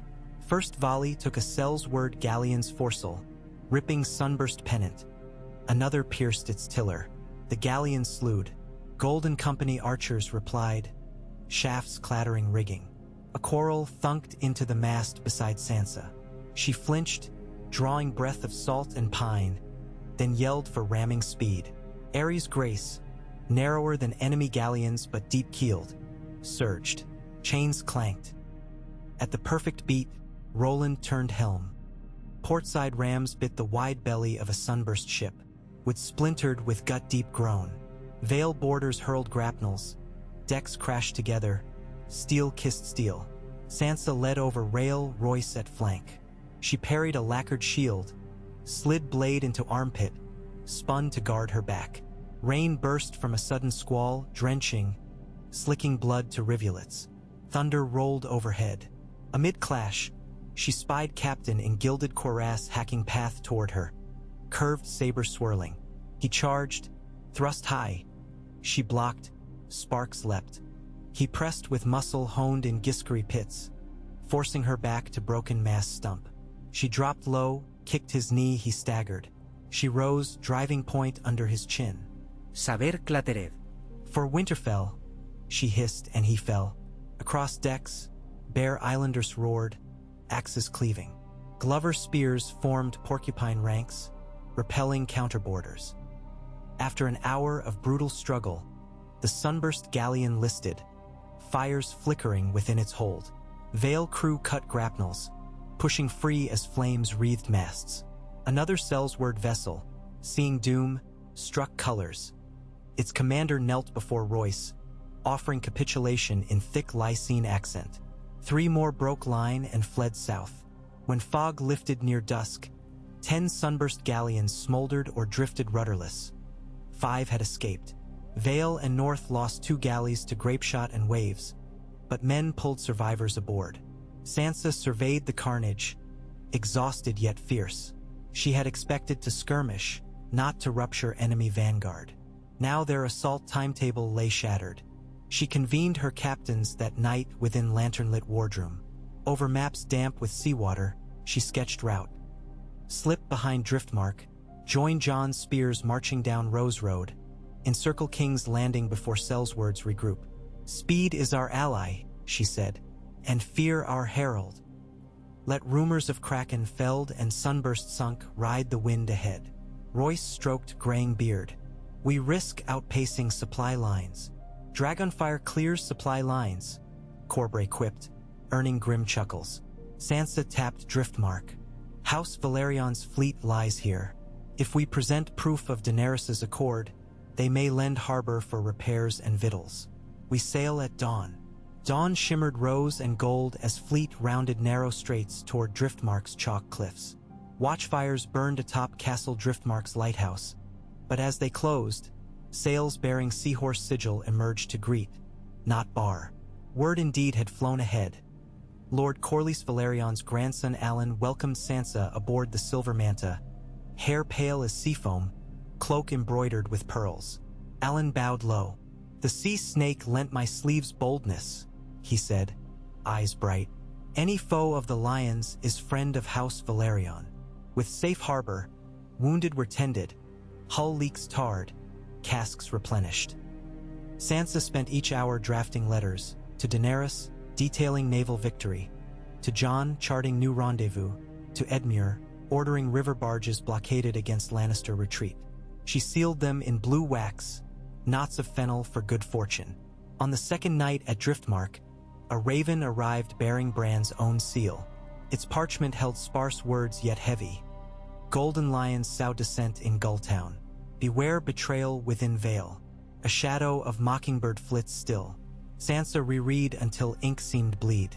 She had left Gulltown garrisoned, but Council of Merchants remained pliable. A shadow of mockingbird. Baelish's last agents might yet lurk, plotting to cut supply. She penned swift reply, charging Maester Colwyn to scour harbor for hidden conspirators, promising Royce's quick return should uproar spread. But Royce stood beside her as she wrote, reading sideways. "Send me," he said, eyes earnest. "Bronze yields to duty." Sansa paused. The army south needed his hammer, yet the Vale's heart beating safe above clouds mattered too. At last she nodded. "Take 20 swift riders through the mountains of the moon. Wings of falcon must guard the nest." Before dawn he sailed on a fast sloop. Sansa watched white sail shrink into purple horizon and felt like she had parted with stout wall brick by brick. Yet command meant granting pieces of one's shield to many fronts. Weather cleared, wind turned favorable southwest. Fleet weighed anchor, cutting across Blackwater Bay's churning blue. Smoke plumes dirted sky above distant city. Wildfire storage perhaps, or bakeries stoking ovens, no telling. But tension thickened salt air. Galleys formed arrowhead with Ares' grace at point. On the quarterdeck, Corbray scanned sprawl of spires with predator grin. A gilded lair for gilded beasts. Sansa donned helm wrought in Winterfell's forge. Steel shaped as wolf's head, jaw open to snarl. She felt its weight settle but spine straighten. "Lair or tomb?" she murmured. Just past midday, horns on shore wail. City watch scrambles, tugging massive harbor chain from murky depths. Yet Vale scouts had anticipated. 3 fireships loaded with pitch had been lashed into disguised debris early dawn and allowed to drift with tide. As chain rose, one fireship snagged upon link jammed mechanism. Flames ignited, chain seized half-hoist. Galleys surged over low rise of metal, scraping but clearing harbor mouth before defenders could adjust. Chaos erupted. Bells clanged, crossbowmen loosed from parapets. But White Harbor ballistas fired back. Corals shattered crenels. Galleasses dumped warriors onto quays. Glover spears crashing into confused gold cloaks. Bear Islanders stormed Fish Market, axes splintering stalls. Sansa disembarked, boots hitting slick stone, heart hammering not with fear but fierce certainty. Within hours they seized the outer harbor. Yet she knew this was prelude. Real battle lay along Rose Road where Jon's host would drive wedge at city's landward gates. Time's essence. Hold docks, divert Golden Company left adrift at sea, keep city encircled until Dragon and Direwolf crashed both flanks. In the shadow of tall warehouses Sansa established command post. Banners unfurled. Raveners dashed between units relaying orders.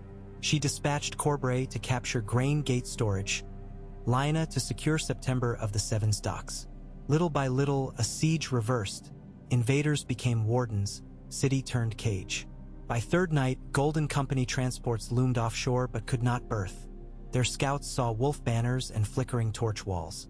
Captain Strickland paced deck, fuming, unwilling to land troops into contested docks. Nor could they sail upriver under scorpion fire. Stalemate bred mutiny whispers. Sell's words sold allegiance to coin, not doom. But within King's Landing, Cersei Lannister's wrath smoldered. Ravens flew to Old Town, Highgarden's Tyrell remnant, Storm's End. Pleas for aid sealed with promise of gold and pardon. Few answered. News of defeats spread like rot. The realm's compass shifted toward wolves and dragons. On the 5th dawn, a thunderous roar rent clouds. Regal descended, emerald wings throwing wind across Blackwater. Northmen. cheered. City smallfolk cowered behind shutters. From his saddle, Daenerys surveyed harbor conquest and circled once before banking inland. She alighted near Gate of the Gods where Jon's flags had appeared overnight, gray direwolf snarling on field of ice. Sansa learned this by runner. She hurried through debris-strewn streets, helm under arm. Midway, she encountered Tyrion atop Black Stallion directing troops to barricade Wine Street. He doffed plumed cap. "Your gambit snapped the sea lock," he greeted.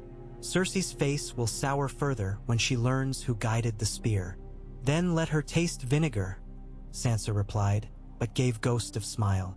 They rode together to Outer Barbican where Jon awaited, cloak freckled with road dust, long claw sheathed but ready. He embraced her briefly, tension easing. "Your timing saved blood," he said. "Euron's blood enough for me today," she answered. Daenerys approached, armor gleaming dragon-scale black. She clasped Sansa's forearms. City edges crumble. The people starve behind Lion's horde. Open gates soon or famine will. Sansa looked from Dragon Queen to Northern King. Their uneasy harmony balanced upon hope and caution. "Then we end this," she said, "but without wildfire lighting pyres." "Without," Daenerys agreed, though flicker of fire still danced behind violet eyes. They gave the city 3 days to yield. Ravens over walls carried offer. Lay down arms, open gates, turn Cersei over for trial. Small folk spared, gold cloak pensions honored. Silence answered. On second day, barrels of rancid grain catapulted from city to Vale lines. Cersei's scorn carved into rotting husks. Bastards and traitors. Sansa ordered them burned, the stench drifting back west with westerly wind. Third day dusk, a rumble shook earth. Tunnels beneath Mudgate collapsed, cloud of dust mushrooming. Cersei had gambled on wildfire trap. Yet Jon's engineers discovered green residue near river days earlier and counter-tunneled, flooding the vaults with river silt. The explosion choked itself, leaving only acrid steam. In its wake, Daenerys mounted regal, sword above high sept, and with controlled breath scorched lion banners fluttering atop Maegor's holdfast. Symbolic flame bright enough to gild city in emerald glow but spared roofs below. Message clear. Dragon reign serves mercy, but leash may slip. That night, gold cloaks mutinied at Iron Gate, opening postern for Vale scouts who slipped within to sabotage Scorpion lines. Dawn revealed ragged Lannister soldiers surrendering a long street of silk. The siege tightened like winter vice. Inside Red Keep, Cersei drank arbor red, fingers white upon goblet. Qyburn counseled retreat through secret passages, but she would not leave Lion Den. Sansa convened final council outside King's Gate. Jon urged swift breach to spare small folk. Daenerys agreed, though wary of wildfire caches yet undiscovered. Tyrion proposed infiltration through forgotten drains that once fed Dragonpit's cistern. "My brother plotted escapes," he said, mapping brickwork memory. "We slip inside, unlock inner gate, present queen with irrefutable end." "I will go," Sansa said. Jon objected, but she silenced him with firm stare. "I know Cersei's malice. She underestimates me still, child once cowering before Joffrey's crossbow. Let her see the woman she forged." Tyrion insisted on guiding path. Davos volunteered for locks. Lyanna demanded to swing axe should scorpions lurk. Small party set off at moonrise, cloaked, skirting pickets. Drainmouth yawned by abandoned potter's shop, grate eaten by rust. They crept through slick tunnel where rats squeaked in ankle-deep slime. Tyrion counted paces, hand on mossed wall. Beyond bend, ladder rose into gloom. Davos picked rust bolt silent, grate lifted. They emerged within veg garden of Maegor's bastion, rowbeds shriveled to weeds. Torches flickered along colonnade but guards thin, morale drained like moat. They stole through shadow to guardhouse, surprised 2 Lannister men dozing. Lyanna's axe pommel put them under without cry. Sansa slipped into storeroom where keys hung. Old habit had taught Cersei to keep spares near. She found ring-bearing sigil of crown atop stag, legacy of Robert, ironic tool. Climbing spiral stair, They reached gallery overlooking throne room antechamber. Through cracked doors drifted Cersei's voice, mocking, brittle. Let them starve beyond walls while they feed lies to peasants. Another voice, a child's, cooed. Rumor true, her infant there. Sansa felt pinch of pity, quickly smothered by memory of butchered family. Tyrion pointed to postern across hall. 2 guards. Lyanna and Davos moved. Quiet scuffle, daggers flashed, bodies lowered. Postern unlatched. Davos darted beyond to inner gatehouse to raise portcullis. Sansa and Tyrion pressed to throne room doors. Heart hammered like siege ram. She inhaled the dusty scent of marble polished by power. Doors parted. The hall stretched cavernous, torches casting long shadows from pillars carved as dragons. On iron throne sat Cersei Lannister in black gown trimmed crimson, golden hair loosened around shoulders. In one arm, a swaddled infant. In other, goblet of wine. Eyes of wildfire green fixed on intruders. A girl in wolf's clothing, she purred. Come to beg crown or head? Sansa stepped forward, sword sheathed, hands empty. I come to end war. Cersei's smile curved cruel. War ends when my enemies are ash. Which shall I make you? Sansa? Tyrion murmured, sensing tension, but she raised palm. You had chance to yield, Sansa said. City suffers. Your armies routed. Fleet burned. Cells words broken. Open gates. Stand trial. Your child may yet inherit a realm at peace. Cersei laughed, a brittle bell. Peace forged on my knees? Never. You speak of suffering?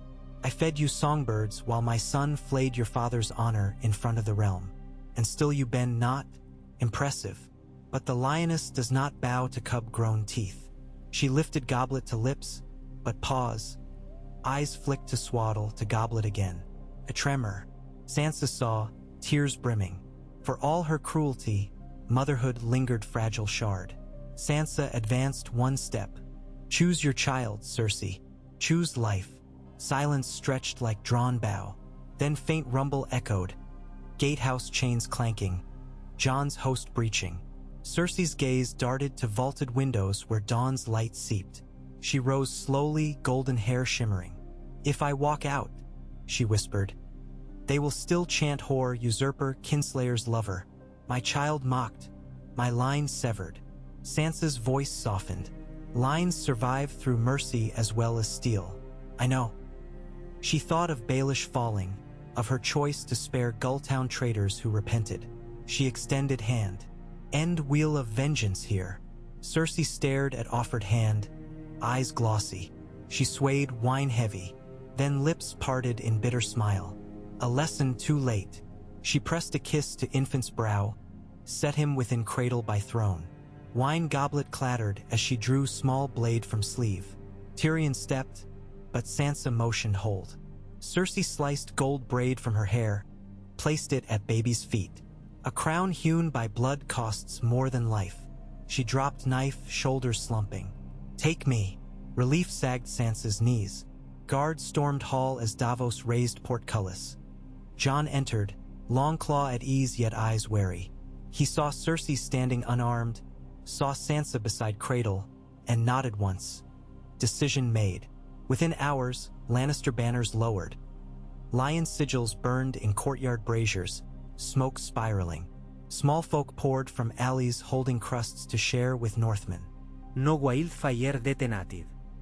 No dragon rage required. A throne room surrendered to words. That night, as bells told victory, Sansa climbed parapets. King's Landing glittered with torchlit procession of freedmen chanting thanks. Though charred ruins and hunger lingered, she felt weight of destiny shift. Wolf and dragon had shattered wheel without annihilation. Yet tasks ahead immense. Feed city, heal realm, dismantle old corruption. She would shoulder her part. Footsteps approached. Jon, cloak flapping. He joined her at Crenel. Peace but fragile, he said. Glass, she replied. We'll shape it into window, not dagger. He clasped her hand, calluses rough. The realm owes you. I owe it to myself, she said softly. To our family. Stars-peppered sky above Red Keep. Somewhere regal roost, chest heaving slow. In Ares' quiet heights, robins stroked falcon feathers, dreaming of a vale free of shadows. And in northern snows, Bran saw threads woven new, threads where Mockingbird's shadow finally faded. Yet story not done. Seeds of mercy and justice must germinate in soil long poisoned. But for first time in years, Sansa felt dawn's light upon her face, unburdened by chains of others' making. She breathed deep of the sea-tinged air, let it carry through her every scar, and whispered to sleeping gods, "Watch us rebuild." The gods turned their ancient eyes, and the Wolf Queen stood upon high walls, silhouette etched against breaking day. The day after Cersei's surrender dawned with a sky the color of pewter, heavy clouds rolling above the battered sprawl of kings landing like mailed shoulders above a wounded giant. Yet even that muted light seemed twice as brilliant as any dawn Sansa Stark had witnessed in months. The city was still breathing, raggedly, painfully, but breathing nonetheless, and she meant to keep it alive. She stood atop the ruined parapet of the Gate of the Gods, cloaks snapping in the briny wind, while a column of Northmen poured through the open arch below. The last of the gold cloaks who had not deserted shuffled past, stripped of their cloaks, hands bound and eyes downcast. Bare islanders herded them toward the fishmonger's square, where Jon had ordered a makeshift muster yard to house the city's remaining constabulary for screening. From behind her came the chronic din of carpenters and masons, timber clacking, stone striking stone, iron ringing as smiths mended hinges and spikes torn away by the fighting. Painted banners, hastily stitched, already hung from the broken crenels. Direwolf and falcon above crossed trout, each flag's hem flapping like a heartbeat. That symbolism mattered. Sansa had learned long ago that banners could save more lives than blades when raised at the right time. Small folk needed to see that order, Northern Order, had replaced the lion's bloody paw. She turned as Tyrion Lannister clambered up the parapet stair behind her, breathless but triumphant, hair tossed by the same gusts battering her cloak. Scrolls bulged beneath his arm. "Your city watch is beginning to resemble actual soldiers," she observed. "Which is a tragedy for the city's criminals," Tyrion quipped, wiping sweat from his brow. "Already the street singers mourn the loss of their favorite bribe-mongers. But that's not why I hunted you down." He held out a sealed parchment. "The masters of Pentos received rumors of our abrupt redecorating. They intend to observe conditions before extending credit for winter grain. We can ill afford delay." Sansa slit the seal and scanned the elegant script, making a note of every veiled threat. "I will draft a reply. Remind them it was Pentoshi coin that helped fund Cersei's Cell's words. If they wish to stay in our good graces, their ships will leave harbor by the next full tide." Tyrion's brow rose. A sharp claw. "I approve." He peered over the wall at the milling Northmen. Word of Queen Cersei's surrender is spreading like wildfire, without the literal flames, thank every god. But we'll need bread before praise. "Have you slept?" 2 hours, she admitted. "Enough." Sansa folded the parchment. "Go to the grain factors. Offer remission on next year's tariffs if they release stores immediately, and have the guildmasters post notice. Any merchant who hoards food risks confiscation and a public flogging." "A punishment the people will cheer," Tyrion said. He hesitated.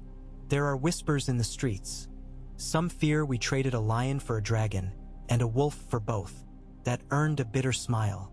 "Then we prove otherwise.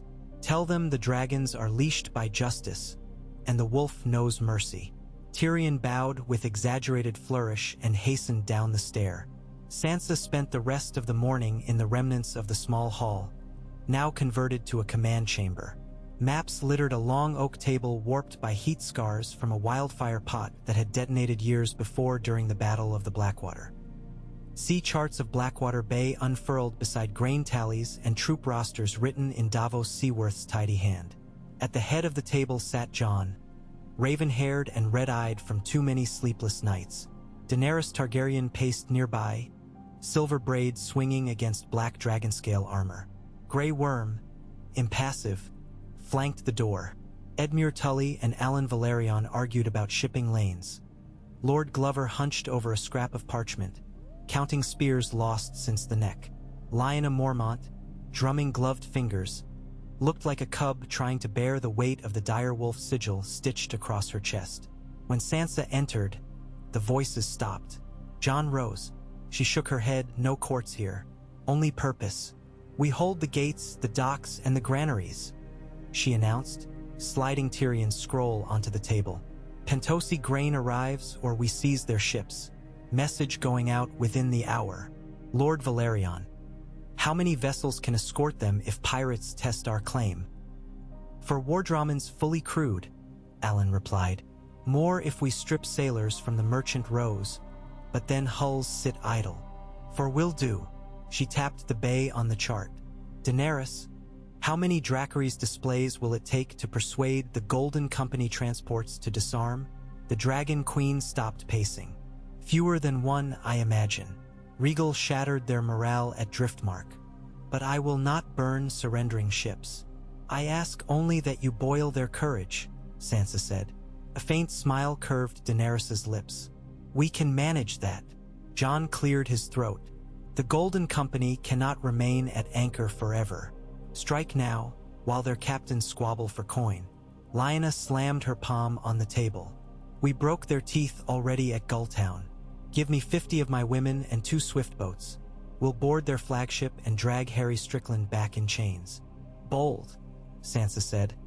But every Bear Islander you lose is one we need to police the city. Better to let hunger and fear drive the Sellswords home. Send envoys promising safe passage east. No purse except the one they keep. She slid blank parchment toward Edmure. Compose it. Plain language. Offer their officers rights to charter, but only if they disarm. Edmure dipped quill. Daenerys gave Sansa an appraising look. Not admiration, not resentment, but something sharper. Recognition of an equal at the game. Then Grey Worm spoke, voice low. We have reports of Lannister loyalists gathering in the Crownlands villages. Some joined the Faith militant. They plant 7-pointed stars and speak of false prophets from the north. The Sparrow's ghost, Jon muttered. A spark in drought pasture, Sansa said. Lawler help us if we give it wind. She drummed fingers. Dispatch ravens to every sept with this proclamation. The Queen in the north and the Queen of Dragons guarantee the faith its rights, its tithes, its sanctuaries, provided they remain apart from war. Any armed zealot outside the city surrenders weapons or is treated as outlaw. Sign it in both our names, Jon Daenerys. Do so, Daenerys agreed, and appoint local justiciars to enforce it, Sansa added. She turned to Lord Glover. Pick 3 Northman knights with no taste for plunder. They will ride with 7 of Grey Worm's Unsullied and Tyrion's scribe. 10 men show unity. 7 gods and the old. Glover grunted assent. The council dissolved into taskwork. Supply requisitions, sewer repairs, lists of midwives for fevered districts. Sansa stayed until parchment dwindled and wax puddles cooled. At last, she stepped aside with Jon beneath a shattered stained glass window where only shards of rose and teal survived. You command them, Jon said quietly. They follow even the Dragon Queen. Because I give them reason. She hesitated. You must do the same. They love you, Jon. But love alone doesn't feed them. Jon's jaw tightened. I never wanted to be this. A king, a judge. Want does not matter. She laid a hand on his arm. Mother taught us duty. We can still follow that. He covered her fingers with his calloused palm. We will together. 2 days later, Sansa walked the lanes of Flea Bottom flanked by 2 Unsullied and 3 Northmen archers. Children paused their mudball game to stare wide-eyed. She knelt, offering a sweet sleep lozenge shaped like a wolf head to a girl with sallow cheeks. The child grinned, revealing a gap where 2 teeth had rotted away, then darted off. A father standing nearby muttered, "Bless you, milady," and tugged his forelock. Vendors had begun returning with baskets of river eel and sacks of sheepcling peas once hoarded by Cersei's quartermaster. Sansa made certain they sold at fair price. If gouging occurred, the stall was seized and the goods distributed free. 3 examples on the first day quelled the rest. Now the smell of onion stew drifted over alleys that yesterday stank of carrion and offal. She paused at the chimney's end, a narrow alley where straw pallet clinics tended the wounded. Maester Colwyn and 2 Pentoshi healers worked shoulder to shoulder sewing a pike wound. Seeing her, Colwyn dabbed brow. "Milk of the poppy dwindles," he warned. "The wounded multiply, half Lannister men, but they bleed the same." "I'll requisition more from the Red Keep's apothecary," Sansa promised. She moved deeper into the ward, offering a reassuring word here, a waterskin there. Among the cots she spotted a gaunt Vale archer she had met atop Tidebreaker Cape. His bandaged thigh oozed. She knelt, took his trembling hand. "My lady," he breathed, "tell my wife I fought true." "You will tell her yourself," Sansa said. She called the nearest healer, insisted he be moved to the warmest room. As the archer was lifted, he pressed something into her palm. Half a falcon brooch, broken. She closed her fingers around it, throat tight. That night, Sansa climbed to Maegor's tower roof, seeking calm. Below, lanterns dotted streets like fallen stars. Beyond, the dark sheet of the bay rippled with anchor lights of the White Harbor Fleet. She had sent a raven north, bidding Robin Arryn remain in the Eyrie until snows melted. But a part of her longed for the thin-voiced boy's chatter. Responsibility could be as lonely as any cell. Footsteps approached. Daenerys emerged from the stair, hair loose, cloak simple. For a moment neither spoke.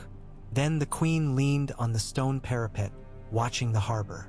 "Regal grows restless," she said. "He tastes victory in the wind and hungers for the sky." "Wolves pace cages after a kill, too," Sansa replied. Daenerys smiled faintly. "I did not cage him tonight, only my heart." "Is it a cage?" Sansa asked. "Or a shield?" Daenerys studied her. "You understand both." She turned back to the lights. "I came to say, I will not claim the city's throne room, not until peace is certain. We will govern from the small hall for now." "That is wise," Sansa said. "Symbols can wound as sharply as daggers. Let the people heal before they see a new queen. On the Iron Throne." She hesitated, then added, "And when they do see, show them the throne is a seat of justice, not conquest." Daenerys breathed deep. "That is what I want. Sometimes the world denies me gentler roads. Help me keep this one." Sansa extended a hand. Daenerys clasped it, their fingers cold against stone. They stood thus, 2 women who had survived fire and ice and men's ambitions, gazing across the dark water at a world newly unmade. On the 5th dawn, horns blared from the river gate. The Golden Company fleet was sailing east under truce, banners lowered, catapults dismantled. Strickland had accepted terms, safe passage for swords, but left half his treasure chests behind to pay debts. Dragons circled once overhead, but did not burn. Sel's words cheered relief. City folk cheered louder. Sansa oversaw the inventory of surrendered arms. Chests of Braavosi shortswords stamped with lilies, Volantene shields of turtle shell, Southron longbows with golden sunburst tips. She had them hauled to a foundry yard to be melted into plowshares, axes, door hinges, anything but weapons. It was true symbolism again. Break blades, build homes. By noon, she was back in council. Reports flowed. The faith militants in outlying villages had accepted her proclamation. 3 septons surrendered pikes before crowds. Glover's justiciars encountered only minor scuffles. Pentosi grain sails unfurled off the narrow sea, guarded by Valerian Dromons. All seemed to steady. Then a raven arrived on dusk-dark wings. Bronze Yone's sigil sealed its clawed cylinder. Sansa read. Her heart lurched. Lords Belmore and Hersey conspire with surviving Baelish agents. They plan to seize the Eyrie while Robin hunts in the sky cells under guard of minimal retainers. Corbray detained 2 riders bearing forged proclamations naming Belmore protector. "I muster loyalists but time thin. Send aid." Sansa's fist tightened. Mockingbird shadow indeed lingered. She strode to Jon, who conferred with Davos. Jon read, expression dark. "You need to fly north," he said. "Tonight." she agreed. She turned to Daenerys, who listened silent. I will borrow a swift sloop, 200 men. You'll have Regal, Daenerys said. Faster than any sail.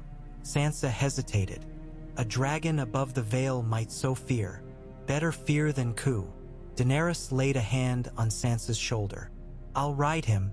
We'll land at Iron Oaks below the mountain and march discreetly. Vale lords have seen Regal before. They know his fire spares the innocent. Sansa exhaled. Very well. Preparations whirled. Lyanna insisted on joining. Tyrion supplied parchments confirming Daenerys' authority. Davos fetched mountain guides from Storm's End garrison. Before midnight, under cloak of broken clouds, Regal lifted from the Red Keep courtyard, wings thundering. Daenerys and Sansa sat astride the ridged neck. Lyanna clung behind with a grin that would shame 10 grown men. The dragon banked east, climbed into cold stars. King's Landing's lights dwindled to ember glow, then vanished beneath cloud sea. The flight north was swift. They skirted the coast, talons of wind lashing cloaks. Sansa's eyes watered, but she forced them open.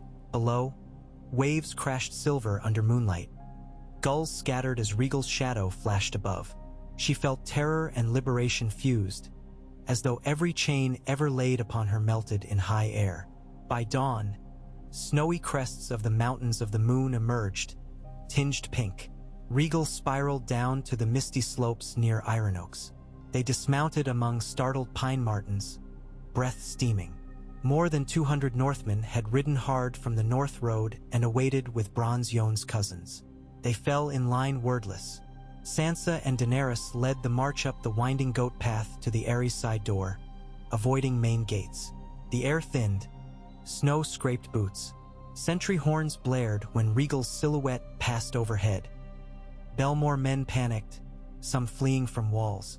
Corbray's loyalists threw open postern. Inside, stone corridors echoed as conspirators realized their scheme unraveling. Lord Belmore, gaunt and pale, tried to rally guards in the high hall. Daenerys strode through smoke of overturned braziers, eyes blazing, while Regal perched on the courtyard ledge beyond shattered windows. One growl quashed resistance. Belmore dropped sword. Sansa advanced, face carved from ice. How much did the Mockingbird promise? She asked. Freedom from wolves, he whispered. Freedom or leash? She nodded to Corbray, who bound him for trial. Robin Arryn emerged from corridors, shaking but alive. He saw Sansa and ran into her arms. I knew you'd come, he breathed. She hugged him, blinking moisture away. You will always have me, little Robin, she whispered. And the Vale will have you.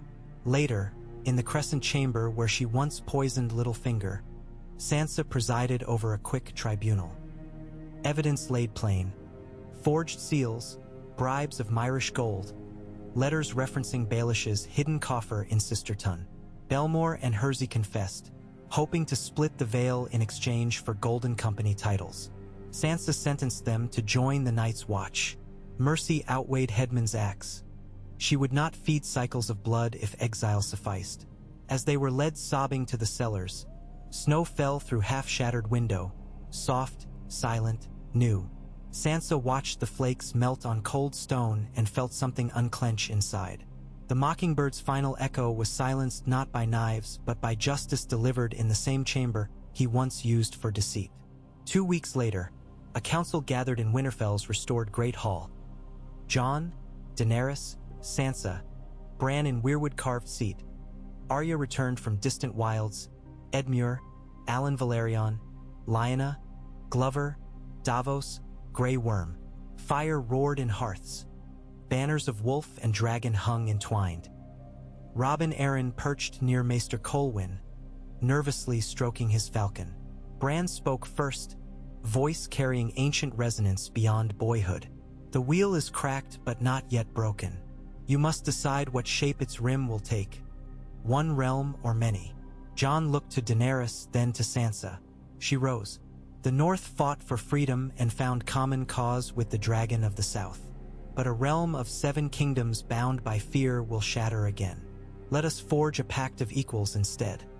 a confederation where each kingdom governs its people yet stands against any tyrant who would rise. Murmurs spread, curious, cautious. Daenerys tilted her head. And the Iron Throne is melted into plowshares, like Sellsword blades. Sansa met her gaze. A new seat may stand, one built of wood from every kingdom, set not above but among. A council of lords and ladies, chosen by their peers to guide peace. Arya grinned, feet propped on bench. Sounds less stabby. Alan Valerion chuckled. Edmure rubbed his jaw thoughtfully. Robin nodded with earnest eagerness. Jon folded arms. Sansa proposes what our father dreamed. Unity without chains. He looked at Bran. Can it be kept? Bran's eyes clouded silver. Many threads lead here. The loom can weave new cloth, if hands remain steady. Daenerys stepped forward, unhooking the dragon head brooch fastening her cloak. She set it on the table. I did not cross seas to be queen of ashes or of fear. If the people choose this council, I will serve it as one voice, not its master. The hall erupted in overlapping voices. Shock, relief, excitement. Lyanna banged gauntlet for order. Glover spoke. Let each kingdom choose a spokesperson to this council. One for the north, the Vale, the Riverlands, the Westerlands, Stormlands, Reach, Dorne, and perhaps the Iron Islands if they swear to keep axes home. Sansa inclined her head. And the free cities may send envoys to trade, not meddle. The vote passed by acclamation. A new realm, 7 crowns in council. No iron seat, no single sovereign, only vows of mutual defense and prosperous alliance. The pact would be ratified come full spring at the Isle of Faces, watched by old gods and new. That evening, Sansa walked the Godswood with Jon.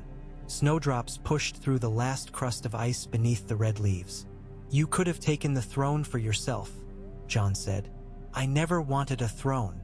She touched a white trunk, feeling its ancient pulse. I wanted a life I could live, without fear, without someone else's leash. And now I will tend the Vale and watch over Winterfell when you ride south for council. I am the wolf of the mountains, Jon, and the sky belongs to my falcons. But the north remains my blood. He rested his forearm against the tree beside hers. Father would be proud. Tears welled, but they were soft, clean tears. Perhaps, she said, perhaps he and Mother walk these woods and see. They stood in silence, listening to wind rustle crimson leaves. The future waited, uncertain, daunting, unscripted, yet Sansa felt no dread. She had climbed the ladder of chaos and reforged it into bridge. Past pain had not broken her. It had tempered her spirit like Valyrian steel. She raised her face to the branches, to a sky just beginning to sprinkle new snow upon ancient, patient earth. Watch us rebuild, she whispered again. And this time the wind answered, soft and sure, like a mother's hand smoothing her daughter's hair. Far above, a falcon keened, wings catching starlight. And in the deep of the wood, the old gods listened and were satisfied.